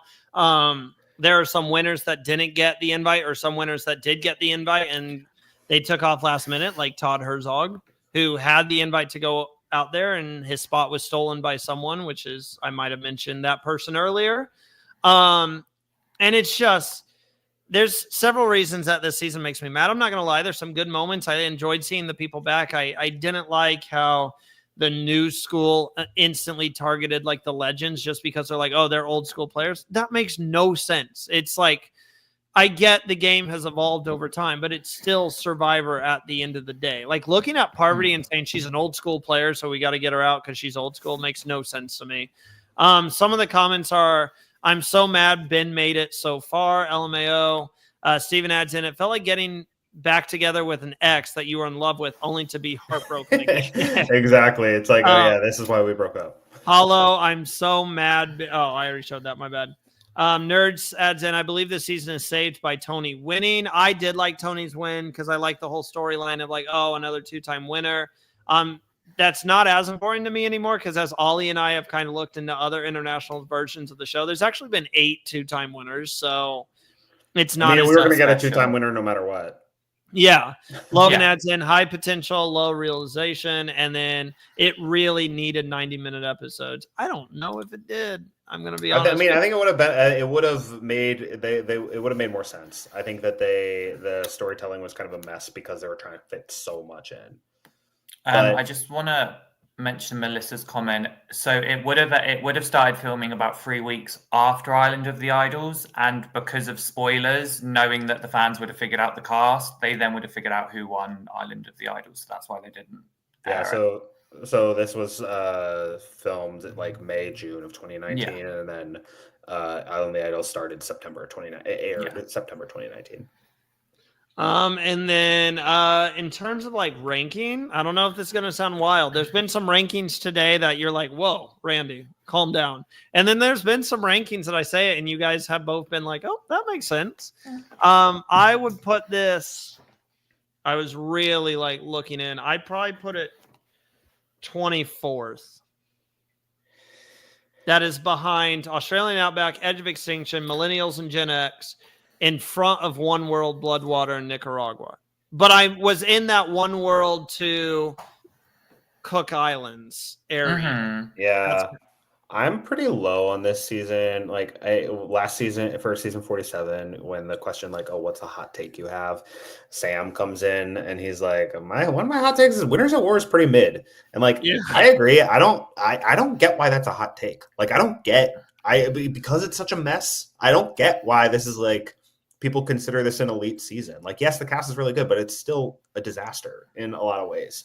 So I think it being a mid-season should not be a hot take because it's not, there's a lot that's pretty rough. Oh man. Yeah, I'd say somewhere in the 20s. I definitely prefer Australian Outback to this. Yeah, I would put Outback over this. I think the highest I'd put it is 22nd. Because I think I'd watch all the other seasons. I'd watch this over all these other seasons, but I'm also like, Yeah, I mean, I do think it has rewatch value because of all the winners, right? Mm-hmm. And there are I want to go back and and some rewatch good it. blind sides. I don't know. I personally enjoyed some of them. Like, actually, of all them, yeah, I think Blood versus Water is like probably better. Just like it's more consistent. That. I was like, Blood versus Water is more consistent. I enjoy. I mean, I don't know. I'm a little bit of a Nicaragua defender, but so I don't know. Yeah, I'm fine. 22nd. I'd be fine with 22nd. I definitely think it belongs below Australian Outback. I mean, is it better? My argument with the whole 22nd thing is I know you guys aren't as high on Josh, even though you were giving it the respect of like, yes, I get why fans love it. I know I'm higher on Edge of Extinction than you guys are. So the question that I propose to you is, would you take this over Millennials versus Gen X? And if you do, if your argument is yes, then put it 22nd. As I was looking, I'm like, I definitely prefer this to Cook Islands. And then I was like, here's Hustlers, Healers, whatever. I was like, yeah, I would probably take Winners at War. And I went one by one. Nicaragua, Blood versus Water was the first one that I stopped at. And I went, yeah, maybe it's got more. And then One World, I really struggled to put it over One World. But then I was like, okay, maybe a little over One World, which is why I originally had it. It would have gone 24th, pushing everything back. So it would have been after that Edge of Extinction, Millennials versus Gen X. But in terms of like the seasons we're talking about today, we've already chatted about those two seasons. Where does Winners at War rank among those three is kind of where we're at. I think I would put Millennials Gen X over Winners at War. I think that Millennials versus Gen X had, even though I said that it didn't flow together like as well, it flowed together better than this season did. And I think that it was like less all over the place, and it was there was like better elements of the storytelling and some good storylines, and I think expectations is a big part too. I mean, this could have and should have been a lot better when Millennials Gen X was roughly as good as it could have been, and I feel like mostly satisfied with Millennials Gen X. So Randy, I think you'll break the tie. I'd put Winners of War over Millennials versus Gen X. I also don't care that much. I think if we're talking the difference between like 23 and 24, I don't Can we put it behind Edge of Extinction? Yeah, Because sure. I think Edge So of you're Extinction, saying ahead of Millennials, Gen X? I would say Yeah. behind Millennials versus Gen X. I would personally have it behind Millennials versus Gen X. And that's what Where I'm would you saying have it, too. 23 or 24th? I would have it 24th above One World. That's Okay. fine with that. I'm fine with that. Yeah. All right, let us. Oh, my bad. Let me get back to our main little thing here. Sorry, there's a lot of. There it is. All right, so there we go. We've ranked the seasons today, gentlemen. We got through it. Another 2-hour podcast. But how do we feel about how we ranked everything today? Yeah. There's a lot of these seasons that I could. I don't feel super strong about going to bat for them other than wrong. Because I think it is a little bit of a weaker stretch in Survivor's history. So there's a bunch that's like, okay, yeah, it's like down there somewhere. I mean, I don't know, like Heroes, Healers, Hustlers. We have it at 28th, which is fine. But if we had decided to put it like 38th, that would have been fine too. Follow at 10. I couldn't disagree more with y'all's list. Yeah, That's the goal. We're not Oh, going to man. please everyone. this is a stretch of Survivor that I am least excited to talk about and have the least strong feelings about out of any of the highest one was decades, if we will. Cambodia and Wrong were the I mean, highest. I would have put Wrong at number 7, but that's just me. But yeah, I think there's a lot of seasons here that I don't really care that much about, and I'm not like super jazzed to like talk about them. But this is still fun. This is still really fun. The top 10 didn't change at all, which really saves me a lot of time, and I appreciate that. When I go back to make the graphics, I can just copy and paste from last week for the top 10, which is amazing. And thank you, gentlemen. We do have another thing that we do have to talk about. We kind of touched base on it to start the show here. Survivor 48, the cast officially released today. I don't want to spend too much time on it because we've got plenty of podcasts coming up where we're going to be talking a lot about it. I'm just pulling up. Oli and I were messaging earlier. I want to see my list that I sent Oli so I don't contradict myself. Josh, I'll go to you first. Is there anyone who kind of stuck out to you? Yeah, there are a couple. I mean, do you want me to? I mean, you can name them. It's up to you. Or if you don't want to name them because you're in the draft. So if you I am in the draft. I will say that Mitch and I have a mutual friend who, like a pretty good friend of mine, who went to grad school with Mitch. And this friend is not a Survivor watcher at all, but I've had my eye on him for a while because we have this good mutual friend. So I'll say that. Oli, you gonna name anyone, or are you gonna keep your cards tight? Because Oli, should I say who you told me you like? No, I'm not in the draft, so I can definitely name some names here. Charity looks interesting to me. Kyle is giving me winner vibes. I don't know if I want to officially make him my winner pick yet. I think he's going to do really good. Shaheen, I hope I said your name correctly, has been a friend of the podcast. I'm very excited to watch him play. Kevin looks like he's going to be really good. And I'm also a big fan of Cedric. I know I just named 5 guys and 1 woman. For the past 2 seasons, I have been very big on, I think, both those seasons. I'm like, the guys don't really look like they're going to win this game. Like, I think the women on this season are stronger than the men. This season, it's kind of flipped. I looked at all the women. I looked at all the men. I think we're going to get a male winner this season because I think I think some of the men castaways look a little stronger than the women on the season. So could be wrong. If I'm wrong, we will get our 4th female winner in a row. That has never happened on Survivor. So I know a lot of people are going to be rooting that on. But yeah, the season is right around the corner. And for the first time this offseason, we actually have a schedule to tell you guys because we are going to be very busy. Before we went live today, I was telling Josh that I was doing the math, and can you guys see the bags on my eyes? Because I'm getting no sleep here.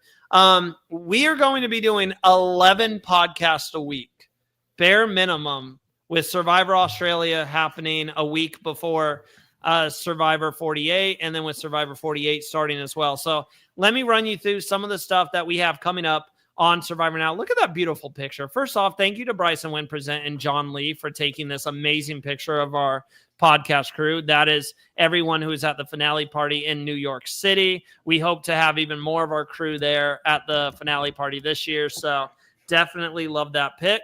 All right. In terms of Survivor Australia, oh my gosh, it is right around the corner. Brains v. Bronze. The show premieres on the 17th, but next Wednesday, we will not be here. Oli, Josh, and myself. There will be no podcasts of us ranking seasons next Wednesday. We'll get to when it is. We're getting to that. Because Survivor season, it's time for it to start up. We are in the full swing of things. Our cast assessment draft is this Wednesday. If you guys have not heard already, the incredible Valeria from Survivor AU, Titans versus Rebels, will be joining us this season. I don't believe she's going to be with us for this draft, but I tell you who will be with us. Nina Twine will be drafting her fantasy team for this season of Survivor Australia. We'll preview everyone, all 24 people on this cast. It definitely looks like an interesting cast. So I know Oli and I are going to be covering this season. We're both very excited for it. So that's going to be on the 12th. That is next Wednesday, 8 p.m. Eastern time. We'll be doing that draft. The weekly recap. We're still working on this. That's who we got on the recap. There's still another name in the works. Oli knows who it is, and Oli, fingers crossed. She is definitely, that's the only clue you guys are going to get. It's another queen. She is for sure interested in coming on. She's a new mom, so she's got to see how that's another clue for you really guys. Made it bloody obvious now. Oh, yeah. Well, there's a lot of new moms. There's a lot of new moms in the Survivor world. But right now it's Matthew, Oli, and Valeria. I think we're kind of looking at Thursdays potentially, but we are still working on when our recaps will go live. We'll recap all 3 episodes from that week in one episode. And Valeria and Oli together, the sass is going to be incredible. Yeah, you're going to want to watch that if you want no holds barred opinions. All right. And then Survivor 48, right around the corner. We just showed you the draft pick. It premieres February 26th. Correct me if I'm wrong. I believe correct. It's February 26th. Josh and I will be in Milwaukee. Josh, really quick, do you want to shout out this amazing event we're going to? Yeah. Andrea Belke, of a 3-time Survivor player, is putting on this really cool fundraiser event for the Survivor premiere. She's been doing just more like a fun watch party at a bar for the finales the last few seasons, but she's putting on this big event for the premiere, which Sam, Rachel, and Genevieve from the last season are all going to be there for it. Who's going to be there? Yeah. Yeah, and Q, and then Ben Katzman from 46. It's going to be a really great time. I'm really excited. My first premiere party, and definitely the biggest Survivor event that's ever been in Milwaukee, which is great because that's right where I live. Yeah. And Josh and I are finally going to meet in public. Josh, we got to get a picture together. Yes. You got to get a Survivor Now picture. Yes, we will. We do have a cast assessment draft coming along. Oli and Josh will both be a part of that draft. This is scheduled for Wednesday. Oh my gosh, the dates are catching up to me now. February 12th. Thank you. Wednesday, February 12th. That's 2 weeks before the season premieres. And I got an announcement for everyone. I was on my phone this podcast. I've been wheeling and dealing all day. We got a special castaway joining us, by the way. Let me make sure here. So I mean, we'll wait. Oh, it's confirmed. It's confirmed. Okay. Sierra is joining us for the cast assessment and draft from Survivor 47. So I'm so tired. I was drawing a blank, so I just had to look up our messages real fast. I was like, I've been messaging all day. I'm so sorry, Sierra. I love you. That's going to be so fun. Yeah. So for the first time, we're going to have a former castaway join us for the draft. It's going to be, I can give you the full lineup right here. This thumbnail will be edited by tomorrow. It's Oli, Josh, Sierra, Kara, Bruce, and Abraham, who will be back to defend his crown. Josh, I need a better showing from you this year, my man. I need a better showing from me too. I was messaging with Bruce about this earlier and saying, hey, there's nowhere to go but up for us. Also, Oli, really quick, do you want to take I know we're trying to wrap up quickly here, but do you want to take a quick second to tell us about Spark or Snuff and what we're trying to do with this? Spark and Snuff is our usual pre-season. We will be, myself, Matthew, and hopefully Phil will be there as as well with a special guest. We will be ranking, or just tooting and booting, sparking or snuffing, as I should say, the Castaways' marooning outfits. So we will be saying if it's a spark or a snuff, if we think we like it, if we don't, and why. It's just a fun podcast. We talk we have a drink. It's a lovely chat. Yeah, it is one of the biggest, like one of our most popular podcasts we do every year. We've had Claire Rafston on for Sparker Stuff. We've had Jam on for Sparker Stuff. Last season, we had Shannon. Help me out. Shannon. Yeah, I'm telling you guys, I'm so tired right now. I'm not even going to lie. Anyways, let me wrap this up. Also, one more time, we did play the new card game. It's a Patreon exclusive. You guys can join our Patreon. Link is in the description below. There's also a short preview on YouTube. You can watch up to the first tribal council. You can see who is the first person to lose one of their cards. It's about 25-30 minutes, so definitely check that out. But other than that, gentlemen, anything else you guys would like to say? Oh, I almost forgot. I'm so sorry. I almost forgot the most important thing. We're not going to be here next Wednesday. We will be here next Monday, 7 p.m. Eastern, for the finale of this series. We have ranked 40 seasons of Survivor. Like it or not, we're doing our best, and I feel like we've done a pretty damn good job, all right? So next Monday, we'll be back here to rank the new era. Obviously, there's only 7 seasons. Some of them are going to be talked about very quick. I can already tell you right now. They're very fresh in our minds, so everyone should be familiar. There's not going to be too much reminiscing from us about, oh, remember this player, remember this. Very fresh. So because of that, we're probably looking at another 2-hour podcast. I hate to say it, but we probably are, because we're going to finalize this list next Monday before our coverage for 48 starts and everything, which means I'm going to be fighting for Australia. Josh is going to be fighting for Nicaragua. Ollie's going to be fighting for Tocantins. We are going to. So, gentlemen, do your research. Bring your sheets of paper, your files, whatever you need to back you up, because we're gonna settle this next week. But other than that, thank you guys very much for tuning in. Don't forget to like and subscribe to the channel. We gained a few subscribers, I think 3 or 4 this podcast. So we really do appreciate the support. If you're listening or watching this on Spotify, leave us a rating, preferably 5 stars if possible. Thank you very much. And we will catch you guys next Monday for the conclusion of this series. Peace out, guys.